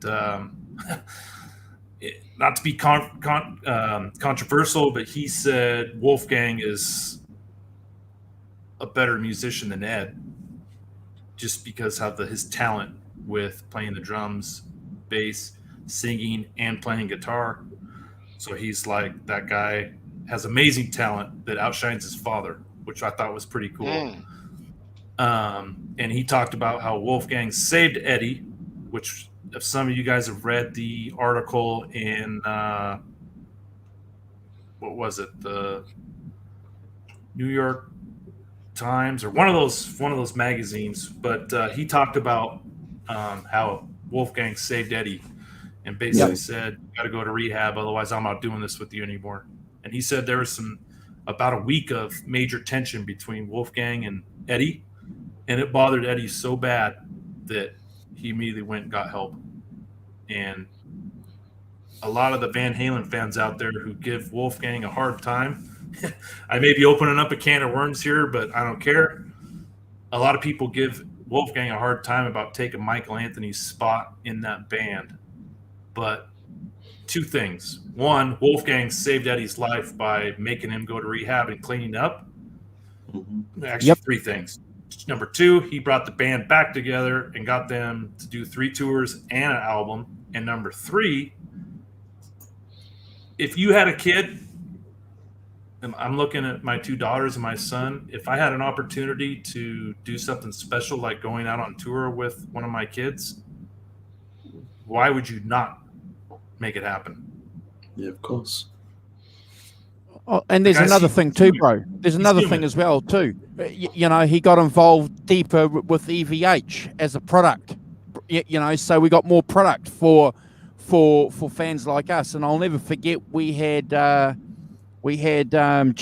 Nude Halen on here a couple of months ago, and he reminded us, didn't he, that Eddie, that was his last gifts to us. He gave us these guitars, you know, these striped guitars, the 5150s and the Frankie. That was his last gift. So indirectly, we've got Wolfgang to thank for that too. Yeah, New York Times. That's right, Ben. So yeah, if in 2007, when Eddie went to EVH, if they didn't have a plan to make a album and go out on tour, do you think they would have signed him up? Probably not. Yeah. No. Yeah. Yep. Yeah. Yeah, Janie too. Keith Campbell, you're right. Janie and Wolf saved Ed for sure. So I don't know. I have a soft spot for Wolfgang, and I think he doesn't deserve any disrespect at all. No one deserves disrespect, but he deserves some credit. Amen, bro. Yeah. Piss off with your nasty shit. Wolf is the biggest rock star of the next part of our lives. Yep, Tony and I have talked about this. He's the next generation. I mean, we haven't seen a live show in a year, and I think he's gonna take it to another level for sure. Next month. Yeah. Well, what's really interesting about that, Fruitcake Tony, is that you've got his album and we've been listening to it for over a month now. So you're going to be able to get in there into a stadium with a decent PA system and you're going to be able to hear that cranked. And we all know, obviously, that we love recordings. Great. But that special dimension that a live concert gives you, wow. Yeah. We get to watch these live shows too here on YouTube each day after the show. I'm excited. I'm so excited. Yeah, it's been a while since we've had that experience to jump on Sunday night. I know. And right. check out what happened through the weekend. I'm so excited about all that starting. Well, as you guys know, most of the songs on that album were written 4 years ago. Yes. Yeah. And he put that album off for 3 years. Even the 2015 tour, Yes. a majority of those songs were already written. And he said he wrote 20 more songs during the 2015 tour that are teed up and ready to go for the next album. So he pretty much has all his next material already done. Yeah. For album number 2, which is cool. Yeah. We're looking forward to hearing more too, but I mean, we've just been given a dose of a full album, so we need time to consume that. Excuse me. And that brings me to a point that I want to bring up. I don't know whether we're going to see anything out of the vault for a while either. Yeah, I agree with you, Brad. As much as I want it, we've heard that Alex and Wolfgang are kind of the ones spearheading the vault. And I think we've all heard Wolfgang say, my dad would want me to do my own thing. He wouldn't want me to spend time and energy on his thing. I think if we hear anything from the vault, it may be 5, 6, 7 years down the road. That's my opinion, and it's not. Guys, I hear what you're saying, and I don't want to get into an argument with you guys at all, but I just want to ask this question. We all know from that article that Alex is in control of the vault, which kind of knocked us back a bit, didn't it? Because we kind of assumed it would be Wolfgang. So that's a really key, interesting article that the Rev has given us reference to. But I'm going to ask you guys and everyone else in the chat this question. We all know record companies are gold diggers. So it might just be that, the record executives or the attorneys, they might actually have a say over what happens with that vault material in the vault as far as commercial viability for a market goes than the Van Halens. You're right, but the record company only owns 1978 to 82. The Van Halen's owned from 83 to now. So where's the majority of the material? And we also know that there was a fire in Warner Brothers vault a few years ago. Good point. I'm not trying to contradict you. I'm just stating some facts that No, please do. Please do. I mean, because I want some shit from that vault. Yeah. I mean, what do you think, Brad and Tony? What do you think?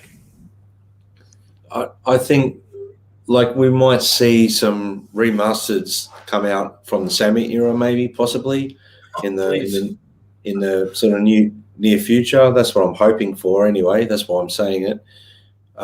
We may get 1 or 2 extra tracks on a re-release or something like that, but that won't happen until they actually sit down and go through the relevant tapes from that era. I'm sure you guys are all following now Michealanthony and Sammy's Instagram page now, the other half, whatever it's called. So they're starting to pump that up a little bit. Maybe they're doing that to spark interest in that Sammy era Van Halen stuff. So when it is re-released, who knows? I mean, it's going to sell regardless, isn't it? People are going to go buy the records. Yeah, absolutely. So, but I get, that would require a lot of work from the, like Wolf wouldn't be in a position right now to be even worried about that because he's got his own career. Agree. And, I agree, Brian. So it would either be himself and Alex involved in it, or I couldn't imagine them just leaving it to anyone else. So I think it's going to be a little while. I think it's going to be a little while before we hear anything from Alex about what he's up to, anything like that. At this point in time, I think we're not going to see anything in the immediate future. Maybe I'm hopeful, but maybe in the next year or two, they may start looking at things. But I don't think it's going to be in the short term. I don't think we're going to see anything. Maybe we might start seeing something after Wolfgang's third album. Yeah, Wolf's going to play shows, make music, maybe another album, but in a couple of years, something tells me I think if they give us anything, it'll involve a video DVD of some sort, some package compilation involving a live show or something we hadn't seen before. Yeah, they'll give us, and I think it'll be, nice, but I don't think it's going to be anything we hadn't heard before, though. That's just what I think. Yeah. One promising thing, and I just kind of had this epiphany the other day because I'm a nerd, and I flew to Florida and back, and so I picked up every Wolfgang podcast interview that was on iTunes. That dude is embracing the media, and I'm not kidding you. He's done over 50 podcast interviews with radio stations and DJs and musical icon. Van Halen would do like 2 or 3 in a year, and Wolfgang's done 50 for one album release. So that's one thing that is different from Alex and Eddie, is they never really embraced the media, and they kind of let the music do the talking. Right. Where Wolfgang's really embraced the media, and he's done a ton of interviews. He's done a ton of TV appearances. He's really putting his face and name and word out there. And Van Halen did not do that. They let the music do the talking, and they backed up their material on stage and by ticket sales and album sales. So if there's anything that's going to happen with some new releases or some stuff that comes out of the vault or some boxes, I think Wolfgang, if he does it, he'll be behind it, and we'll know about it, and it'll probably be a big deal. He's got a lot of, he's going to ride that wave. Mm-hmm. And in this day and age, it's different to when Van Halen were relevant, selling records too, though. There's not a lot of, you've got to have, tours, you've got to sell merch, you've got to sell limited edition stuff to make money as an artist these days, not like in the 80s and, like that was, people would rush out and buy cassettes and LPs and everything, where now a lot of it's streamed and the artists don't get the money they deserve. But so what I'm getting at is, I think for the next few years, you're going to see Wolf at least riding this wave of getting himself out there and standing on his own 2 feet. Oh, yeah. He'll do well, too. He'll do well. He will do well. Yep. I see some chatter in the chat about a Relic 5150. I know we don't want to talk about things unless we know they're legit, but if they're coming out with that iconic 5150 amp, they should come out with a Rode Relic 5150. Will they do it? Oh man, I don't know. I mean, I'll get that amp. I'll buy that amp. But don't you think it'd be a perfect time to release a Tour Relic 5150 too at the same time? Guitar? Why not? Yeah, that's what Yeah. Keith and Tom are talking about. But Yeah. I also think Wolfgang needs to come out with a guitar. And you guys have probably heard me say I'm surprised there isn't a semi-hollow body 335 sort of EVH Wolfgang guitar in the future that he likes to play. Why wouldn't they make something like that? I'm also surprised that he hadn't, and maybe it'll happen in a year or so, a striped Bass guitar. That'd be cool. Yeah. I want one of those too. Yeah. I think I saw an interview with him talking about that, and they were always going to release a bass, and they were going to call it the Ed. Yeah. Nice. I'll buy one. That will be a hot seller. Yes. Mr. Ed. The orders. Everyone that we know is going to be putting an order in for that. You're going to have all these guitar players who've never played basses and given bass players shit for 20, 30 years, all of a sudden playing the bass. I got one bass, but I want one. Every guitar player will buy a bass, but a bass player won't buy a guitar. That's the way it works.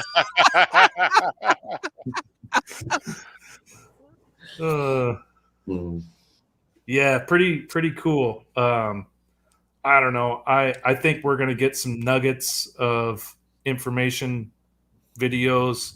Johnny talked about it tonight on his show where he knows people that have videos in their garage. And back in the day, if Van Halen said, "Don't release this," and if they did, they were out. Like they would cut them off. They'd be out of the Van Halen connection. And I think there's a lot of people out there that are holding on to stuff and they're afraid to release it because they don't want to ruin their reputation. So I think as time goes on and the time passes where, Eddie's passing is a little bit more under the bridge than just a year. I mean, we haven't even got to a year yet, have we? No. No. Shit, because if, my mate, it's only been 9 months. Yeah. We'll all be doing shows. Right. But there are 3 new books that are coming out. I just want to ask one thing. So is the Dutch mafia pretty big in America, guys? These, have they got connections, these Dutch guys? You're out. If you're not in, you're out. No, but man, the Van Halen camp had it down. They'd knuckle you. They'd knuckle you. It was their rules. Right, Tony? Yes, sir. It's crazy. It was always, on their terms. So this has always fascinated me, and I'm sorry, guys, but I've just got to ask you a couple of questions about this, because I know how brothers work. I'm a brother, so if we're brothers, we know how that works. There's always the catalyst for shit going down between brothers. There's always, that relationship. Who is the knuckle with the Van Halens? Was it Alex already? Who was the guy that called the shots as far as that goes? If you were going to go against us, this is the reason why. I kind of think it was Alex. Okay. Did you listen to that interview I sent you, Brad and Andrew, with the Foreign Lawful Carnal Knowledge? Yeah. When Sammy said, "Hey, let's do 3 more songs. I know they said to wrap this up, but let's do 3 more songs and let's piece them together." And Eddie said, "Ask Alex."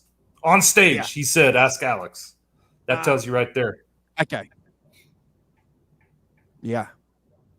He's the older brother. So this guy that we have, this image of this beer slugging 24 can guy, that's obviously an image that's been perpetuated by rock and roll for good reason. But there's more to Alex Van Halen than just this 24 pack guzzling, wisecracking, joke playing, drummer. He's a smart cookie. Tony, do you want to answer that, or you want me to answer it? He is. He's the big brother. He early on, that was his band. He ran that show. You know, yeah. When they auditioned Gary Cherone, they didn't have a manager, or maybe they did have a manager. In between, maybe it was Mitch Malloy. When Ray Daniels was out and they didn't have a manager, Mitch Malloy was in there singing, and Alex was trying to push a contract in his face and having him sign it and saying anything that happens here, you can't indulge, or, you know, it's proprietary. So Alex was always the person that was worried about the legal ramifications and making sure that they were getting paid and making money. I mean, Eddie, he was an introvert, and I think he hid behind his guitar on a lot of stuff. Yeah, he did. He did. Yeah. Al was the muscle of that band. Yeah. Yep. Mm. Ray Daniels got Gary Cherone in. Yeah, you're right, Jay. So it was Mitch Malloy. I think it was in that interview that he did in Rolling Stone where he talked about Alex trying to get him to sign a contract, and Eddie was like, "No, don't worry about it. Like, let's just jam." Out of all the videos that I've seen since Eddie's passed, and we've been diluting ourselves with them over the internet, haven't we, guys? Yep. The one that really sticks out in my mind, it's the one where the two brothers are sitting there and they've been interviewed for the Dutch TV and they're speaking Dutch. And Eddie's playing an electric guitar acoustically, and it pans to Alex, and Alex is looking at his brother with this huge smile on his face. He was proud And of it's him. and it's just like he's looking at, and it's like, wow, that's my brother. Kind of look. They were very close. They, moving, having to learn a new language. They were very close, much closer than me and my brother are, and we're close. But yeah, Ed and Al are really close. You got to remember they spend a lot more time together than what most people or most family members do. Like they were always jamming, touring, recording. A lot of decisions made in their life were based around, their best interest, family, So they were probably a lot closer than what most families would be in a normal situation, because as people get older, families don't see each other as much and things like that, or they might see each other once a week, brothers, but they were in each other's pocket nearly every day. Yeah, and I think Alex there was some animosity between David Lee Roth and Eddie. We've all heard it in interviews, especially the one with Steve Rosen that he did in '86, right, during the 5150 tour. That's why David Lee Roth was, in my opinion, he was so dramatic and doing jumps off the high rise and wearing the weird clothes. I think he was trying to keep up with Eddie because Eddie was elevated with his playing, and I think Dave was trying to keep up. And I think Alex always had Eddie's back because he knew that Dave probably didn't give Eddie the credit that he deserved. And I know he did a few times on stage saying, we got the greatest rock guitarist of the year here from Guitar World. Mm-hmm. But one time Eddie was backstage with Valerie and he got the news that he got rock guitarist of the year from Guitar World magazine, and he started crying because he was afraid what Dave was going to do when he found out. Yeah. That's right. I think, was that Steve Rosen who was talking about that? Yeah. He was up. He was nervous. He was anxious about the way that he was going to be treated and the relationship that they were going to have because of it. And all he said is just, what did he say? All I do is just play the guitar. That's all I want to do. And I'm getting shit for it. But in Dave's defense, because we got to give him some credit too, if you listen to I don't know if it was the Hollywood Bowl show or if it was the one prior to that. He said, Eddie, the greatest time of my career was being on stage here with you. Thank you for everything you did. Yeah. You know? Yeah.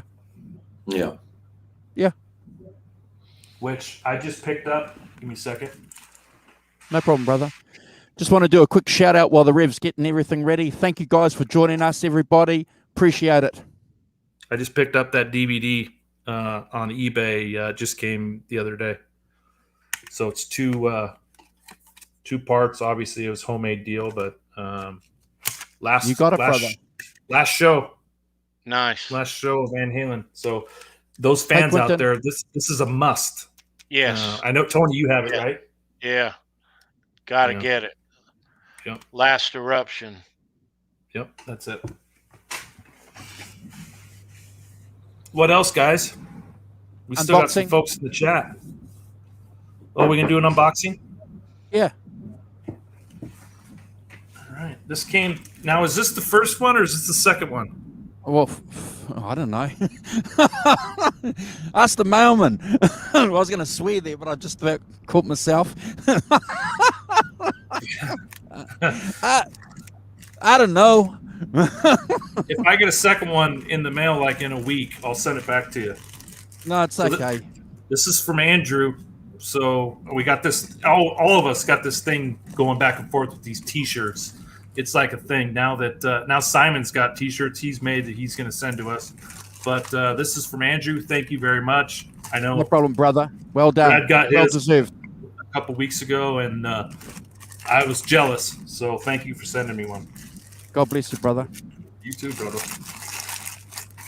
Hopefully it's a medium, so it fits me. No, it's small. Can I cut it off? It's small. It's a little tank top.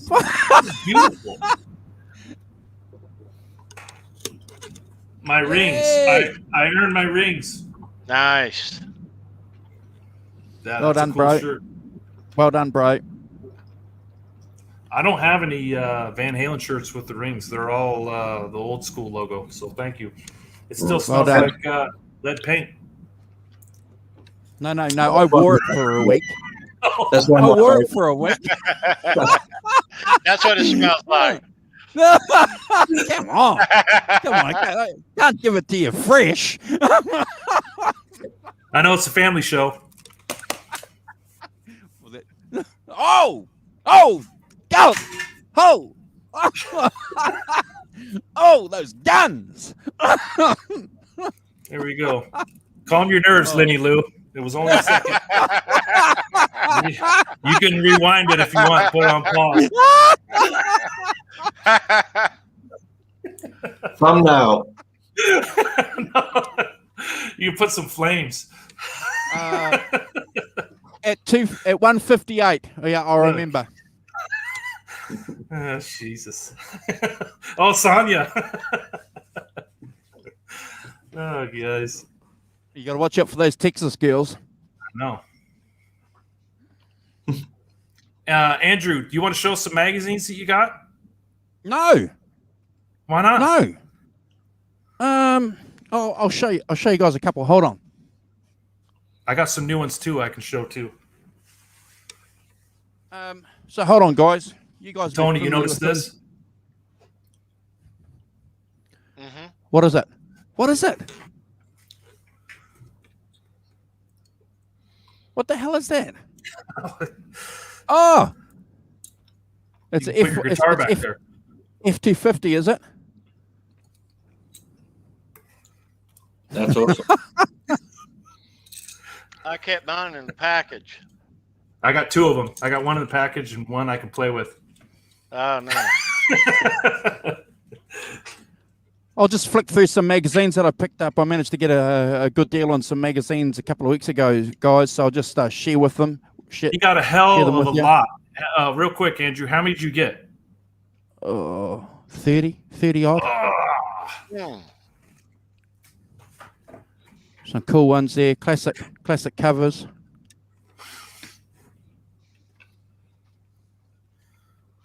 Yeah, don't we love them? Don't we love them? Look at that smile. We keep talking about it though, but jeepers, don't we love him? Michealanthony there with him. I love those chubby cheeks. I love it when he's got a bit of meat around his cheeks. Yeah. Yeah. It means he's healthy, isn't it? Then that's a good sign. And there he is there. That one. Oh, this is for you, bro. I thought of you when I got this one. Oh, you need to take some pictures of that. Let me read it. Your second favorite band. Yep. Collective Soul right there. Yeah. So what else you got, bro? What else you got? I got a couple magazines. You guys got this one? Hold on. Yeah, I got that one.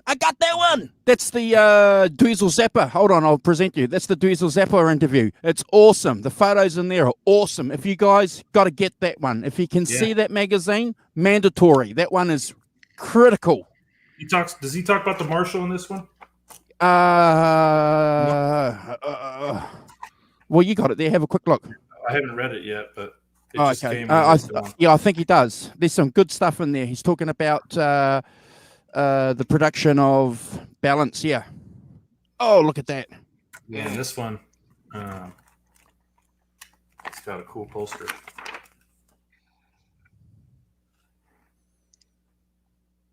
Look at that. Isn't that awesome?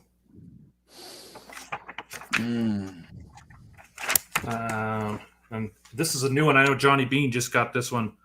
This is actually has an interview with Wolfgang and talks about a lot of Ed's gear. Oh, got to get that one. Let's see. We don't care about Weezer. Here you go, boys. Yeah. Track by track, 5150. We only care about Nerd Halen. Is Nerd Halen in here? Not yet. And then last thing I got, I just picked this up to tour book from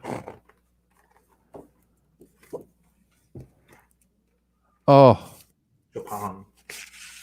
This thing is in mint condition. Like literally, the person that sold it to me has never opened Still it. stiff.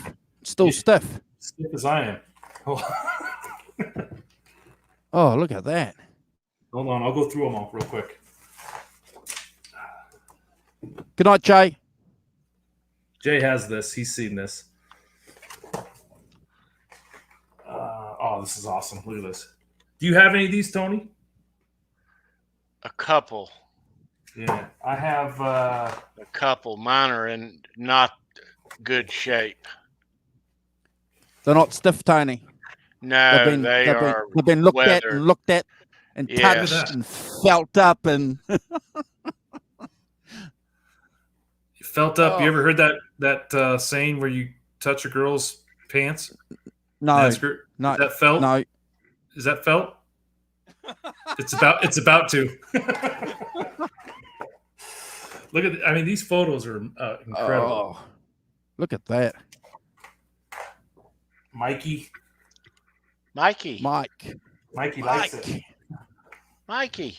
Lots of band photos. I mean, these guys admit it. They were having a blast. Before internet. Yep. They were having a great time. Let's see. I mean, look at that. Oh, those pink puff pants, man. And then a bunch of OU812. That's it. Vanhalen, OU812. Pretty cool. That's all I got. Nice. Jealous. I know, like Brad says, you're a, what'd you call me? A nut collector or a something? Oh, you're everything, Kurt. You're everything we want to be. Yeah, right, whatever. Oh, one more. Awesome. Awesome. How can I forget? Oh no! Signed. Oh, nice. I just picked this up, Tony. Nice, I got to get a better. dude. I got to get a better Oh. frame for it, and I have the certificate back behind it. It needs to be Sweet. gold plated. Look at Gold that. plated. Gold plate that frame. Nice, Gold dude. leaf. Can't believe I forgot to show you guys this. I can't There we believe. go. That's better. Very nice. Oh. Yeah, it's like glossy, like photo quality, and then Yeah. certificate. You can see the first thing I did was set up the light to make sure that the signature was legit, and you can see it in the light. So Yeah. I didn't. It was money well spent. Sweet. Sweet. That's awesome, bro. That's awesome. Yeah. So we're on in a fortnight's time, aren't we, guys? I think Live Without Net. I'll start again.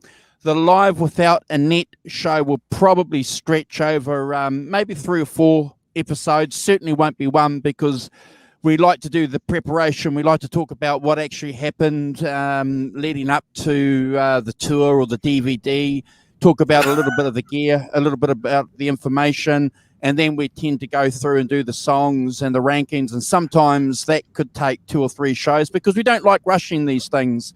And as the Rev likes to say, we're just fans, and we just offer our own opinions, and we're just getting together and we're sharing those opinions with you guys. And if we get something wrong, let us know. You know, it's all about sharing the information. And as Fruitcake Tony loves to say, we're all family. We're Van Halen fans. We're here to have fun and celebrate the guy that's given us so much. And I take that seriously. I take that responsibility that we have as fans, seriously. We all do.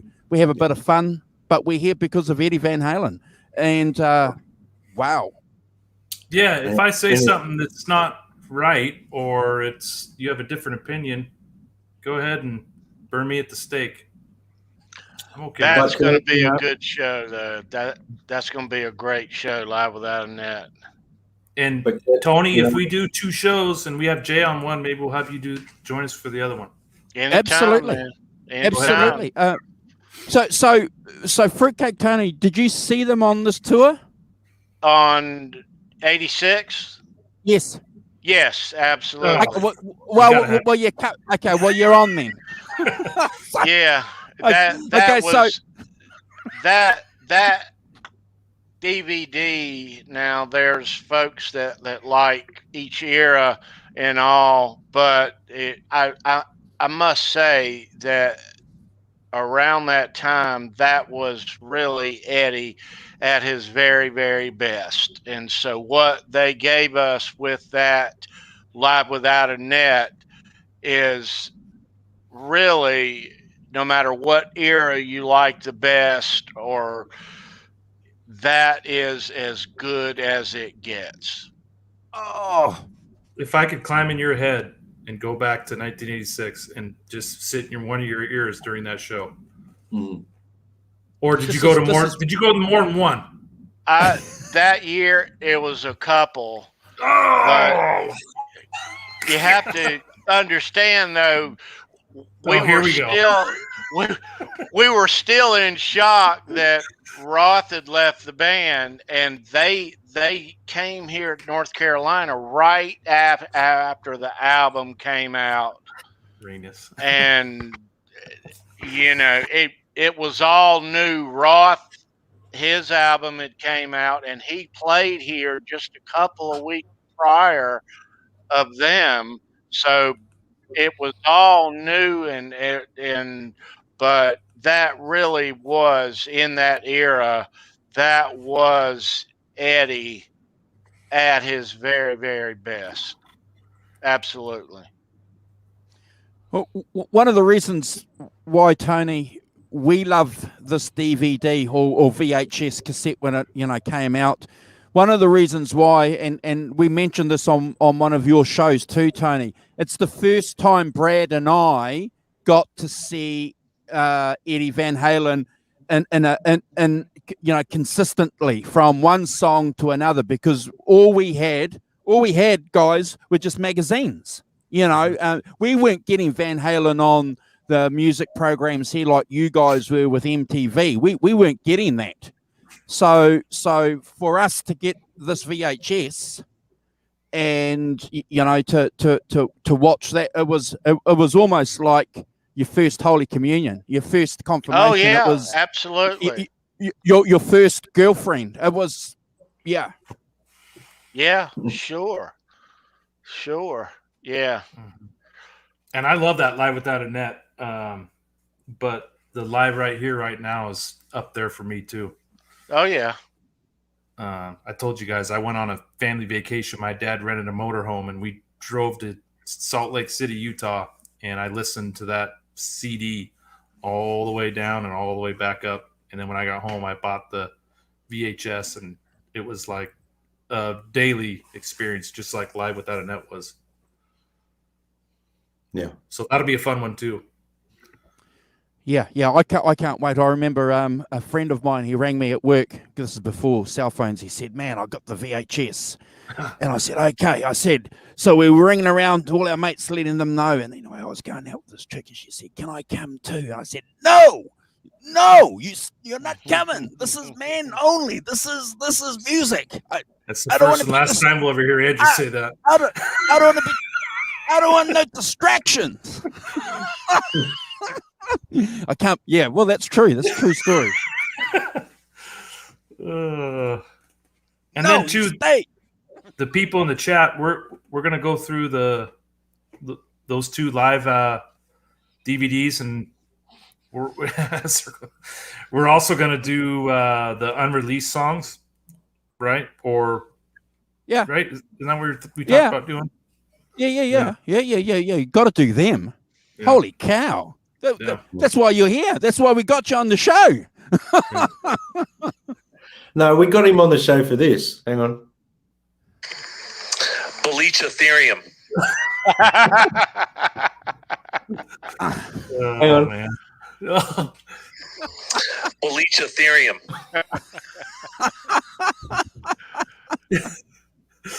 You guys. I've been waiting for the appropriate moment. That was perfect. That was perfect, Brad. Well done.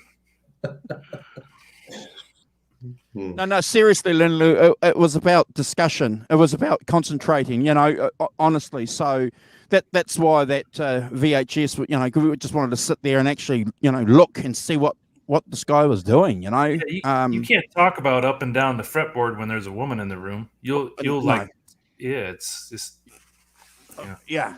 It's like, oh, yeah. John, maybe someone should light a pick on fire. John BL's not in here. Renus, he's the only one that can do that. Okay, I'm going to throw some banners up here, guys, before we go. Wait. Please. We've got Fruitcake Tony. Brad, he's got something to say. Oh, Kurt, can you highlight your B for us, please? Oh yeah. Yeah. Oh, you bastard! You bastard! He was gonna sneak away, wasn't he? You bad. You bad Reverend. Bring that buzzer back here. You bad boy. What are you guys saying? Nothing. Let's hear about it, brother. Nothing. Can you read that? Yep. There we go. Rest in peace, EVH. Nice. 2020. Nice. Beautiful. Got the red mark on the fret. This is it, boys. So I don't have it wired yet. As you can see, it's still not done. I'm hoping I can finish it next week. But this is it. It's in great shape. I'm happy with the paint job. Low friction pot, tone zone, DiMarzio, Floyd Special with titanium upgrades on the saddles and the screws. Got the headstock with the knot in it and the brass string retainer going down. It's opposite. There we go. Yeah. And the burn marks. And the burn marks. Yep. the neck is, you can see the difference in the neck. That this thing is just, I won't even go there because you guys will do another thumbnail. But if you guys know on the Bumblebee, when he had the gold Floyd, he kept the chrome trem bar on it. So this is kind of a homage to the gold Floyd and the aged metal one that he had. So it's kind of a mix between the two because I didn't want to the fine tuners. I think what you've done is fantastic. That Floyd Rose is what just makes it bang out. Thank you. And I was talking to, I think it was Andrew. The paint job is damn near similar to the white Frankie, like pretty similar. It's crazy. Some of the things they did, like the stripe goes right to the input jack, always goes by the volume knob. You know, the horns are the same, but yeah, pretty cool, man. Next show, I will plug it in and play it. Well done, bro. So Kurt, we just got to say, man, that's an amazing job. You've done an amazing job. Thank you. Yeah. Well done. Godo tuners. I think his had Schallers, but I'm not really into having exact period correct. For me, it's more of playability and what works, you know? Yeah. I'm not like Rob Johnson's like, oh, the is different, you know. He's crazy. I think basically you hit the nail on the head, though, Kurt. It's got to be something that, I mean, in the true fashion of Ed, it's got to be playable for you. So what suited or what it was set up for at the time, you know, I think we even had a chat about this when it came to pedals and all sorts of things, which we won't go into here at this point. But you know, he evolved. He changed things as he went. So how he had his guitar set up in probably 1980 is probably different than how he had it set up in 1995. Right. You know what I mean? So, right. Yeah. So and Brad, thank you for saying that. The tone zone pickup, the reason I picked that is because one of the guitars that he kept original for the longest period of time was the 5150. And that's because it had a broken JB. And the tone zone, as you guys know, is as close as they could get to the broken JB. Yeah. And when he left Ernie Ball and went to Peavey, he tried to take the tone zone with him, and they wouldn't let him. Yeah. So for me, I thought that was the best Eddie Van Halen. There you go. That was the best Eddie Van Halen pickup I could pick at the time. And you know, I got a JB in my 5150. I got the, you know, the PAF Frankie and my Frankie. I wanted something different. I didn't want, you know, the same pickup in this guitar. So well, that's what I was batting for when you were trying to decide on what pickups I was going to get the tone zone, because I knew that it was period. Like, it looks awesome too. Yeah. Nice work, Kurt. That's beautiful, bro. Thank you, man. I can't wait to play it. But yeah, Brad, thank you for the advice. And do you guys shield your body cavities like this? Well, we haven't built guitars like you, mate. So yeah, it's copper shielding you can buy. It's like tape. So all my guitars have it. It kind of prevents feedback, but if anyone was wondering. I think the tone zone will sound phenomenal, but that's the beauty of these guitars too, Kurt, that, as you know, can swap things out and customize it to what you want to hear, you know? Yeah. And I seriously believe that you should be trying to get a tone that you want to hear in your ears. You know? Yeah, I have the tone zone in my Musicman. It's in the case, but it's totally different wood. It's a different. I mean, this is a heavy body alder, so it's going to sound different. And I like the sound of that pickup. I mean, you guys both have one behind you. Yeah. It's a badass machine. Man, I did my first gig with that. Was it last weekend? Yeah. And just we've been short on gigs, but you know, we got a small capacity crowd. We got to play it live for the first time, and man, that guitar comes to life at stage volume. Sitting in a bedroom here playing it sounds great, but when you put it up on stage in stage volume, like same level as a snare drum of a, turn your guitar amp so it's at the same volume as a snare drum being cracked, man, that thing comes to life. I don't know whether it was just because I haven't heard really loud music for a while, but it breathed. Like I could hear all the dynamics in the pickup, like I could hear everything from that mid-range hump that's in there, that's punchy, like a low mid sort of thing. Yeah, fantastic. So yeah, I reckon that tone zone, at an even louder volume, that thing's going to sing, man. That B is going to buzz. Yes, it will. Sting like a bee. Renus, the 5150 had a Seymour Duncan JB. Larry DiMarzio. Yeah, you got to read the Larry DiMarzio article. Phenomenal. You got to read that. That's a great. Still on their website. Still on the website, guys. You got to read it. It's we've done a show on it too, so go back and have a look. Yeah, exactly. 20 pages of awesomeness. Yeah, and Fruitcake Tony, do you have a Music Man or an Axis? No. Oh man, Not yet. No. Not yet. No.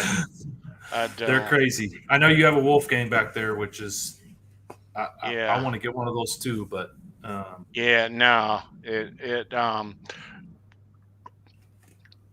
Brad, I know you love that thing. I know It's you beautiful. do. Yeah. It's obviously I'm a gigging musician, so I want to use it live. It's not something that I want to just keep in a guitar case. And as soon as I plugged that thing into my Marshall cranked, I was just, wow, man, this thing. And the surprising thing was, as a Les Paul player, for example, like I'm a Gibson Les Paul guy. I love playing Les Pauls. So my main guitar on stage is a Les Paul, but then when I do like Van Halen and songs where it's got tremolo, I swap guitars to a Floyd Rose. So swapping to that, tonality-wise, they're in the ballpark. Like there's no too much contrast between the the Ernie Ball Axis and my Les Paul. They're within that tonal sort of. So what I'm saying is I don't have to muck around with EQs on an amp, changing guitars and all that stuff. It's just, you're in the ballpark already. Yeah. What Kurt, what's new on your horizon gear wise, build wise? Anything on your brain upcoming? Yeah, I gotta make sure the wife's sleeping. It's gonna be either I'm gonna buy a Wolfgang or I'm gonna build a Shark. Ah, nice. Yeah, one of the two. It'll probably be the Shark. Oh, cool.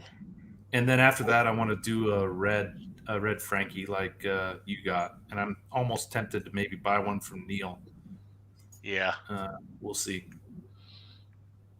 That's awesome, man. That is the I'll probably get Can't 3 wait. more and I'll be done, hopefully. Yeah, Shark. Yeah. Fantastic. Nice. Yeah, good show, guys. Awesome. Appreciate it. So please, guys, we'll make sure that we have Fruitcake Tony and his channel on our feeds. We do appreciate the fact that you guys have been really active in the chat and supporting us. We are humbled by your presence and by your contributions. Our 5150 show is a fortnightly show, but we do a weekly blues electric show. So we're on tomorrow night. Brad and I, with the Rock Professor, we're going to be doing part 1 to the Beatles Revolver album. So if you guys want to participate on that or just watch the replay later on, we'd appreciate it. If I get a chance, guys, to make some comments on your show on Monday back in our time here, Tony, I'd always say hello. Always try to catch and watch your replays. But we do look forward to you coming back when we do the Live Without the Net, man. That's going to be awesome. If we can get Jay on to talk about that as well, that would be great. We do appreciate having some good first-hand knowledge, because we do want to provide that, don't we, guys? You know, as much as it's entertainment and a bit of fun, we do want to provide some facts, you know, that maybe we've forgotten or don't know about. So that's always good. That's one of the key things about why we do these shows.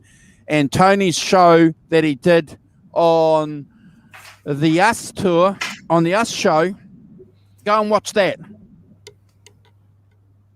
There he is. Yeah, I back what you're saying, Andrew, and I put the GoFundMe website on the chat for Tom Weber. If any of you guys want to give $5, $2, $3, whatever you can, he would appreciate it if you feel like giving. Second thing, I'm hoping we do that Live Without a Net on the 16th, which is 2 weeks from now, because I'm going crabbing next weekend, so I'll be gone. Oh. So that's going to be perfect. Perfect. 2 weeks, bro. All message Jay, and we can have Fruitcake Tony and Jay on there if it works. You go crabbing, bro. You catch some crabs, man. I will. Not like the crabs you're thinking of, Brad.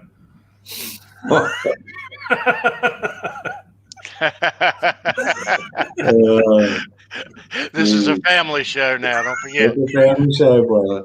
Yeah, I go just because of that. Hang on. Just because of that, hang on. Bleach Ethereum.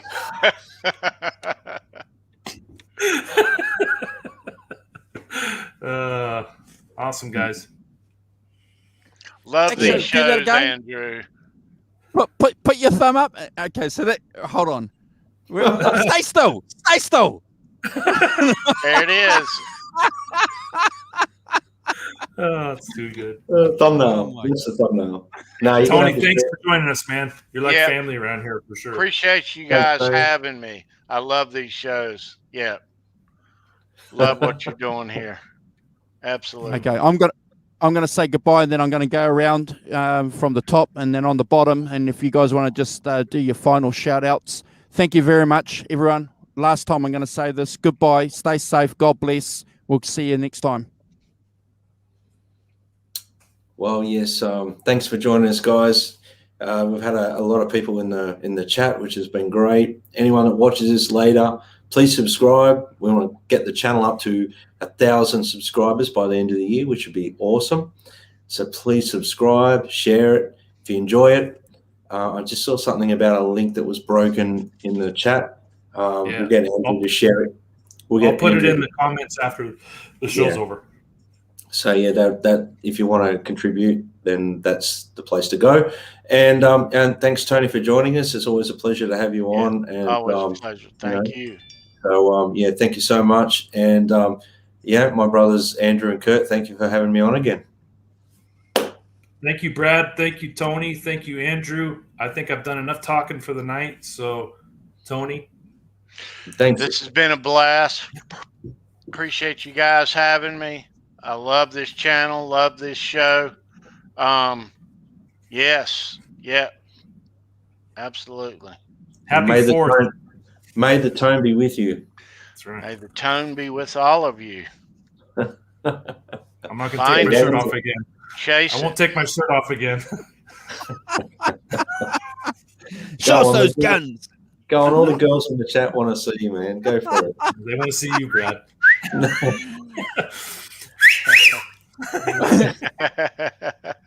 All right. We're out of here, guys.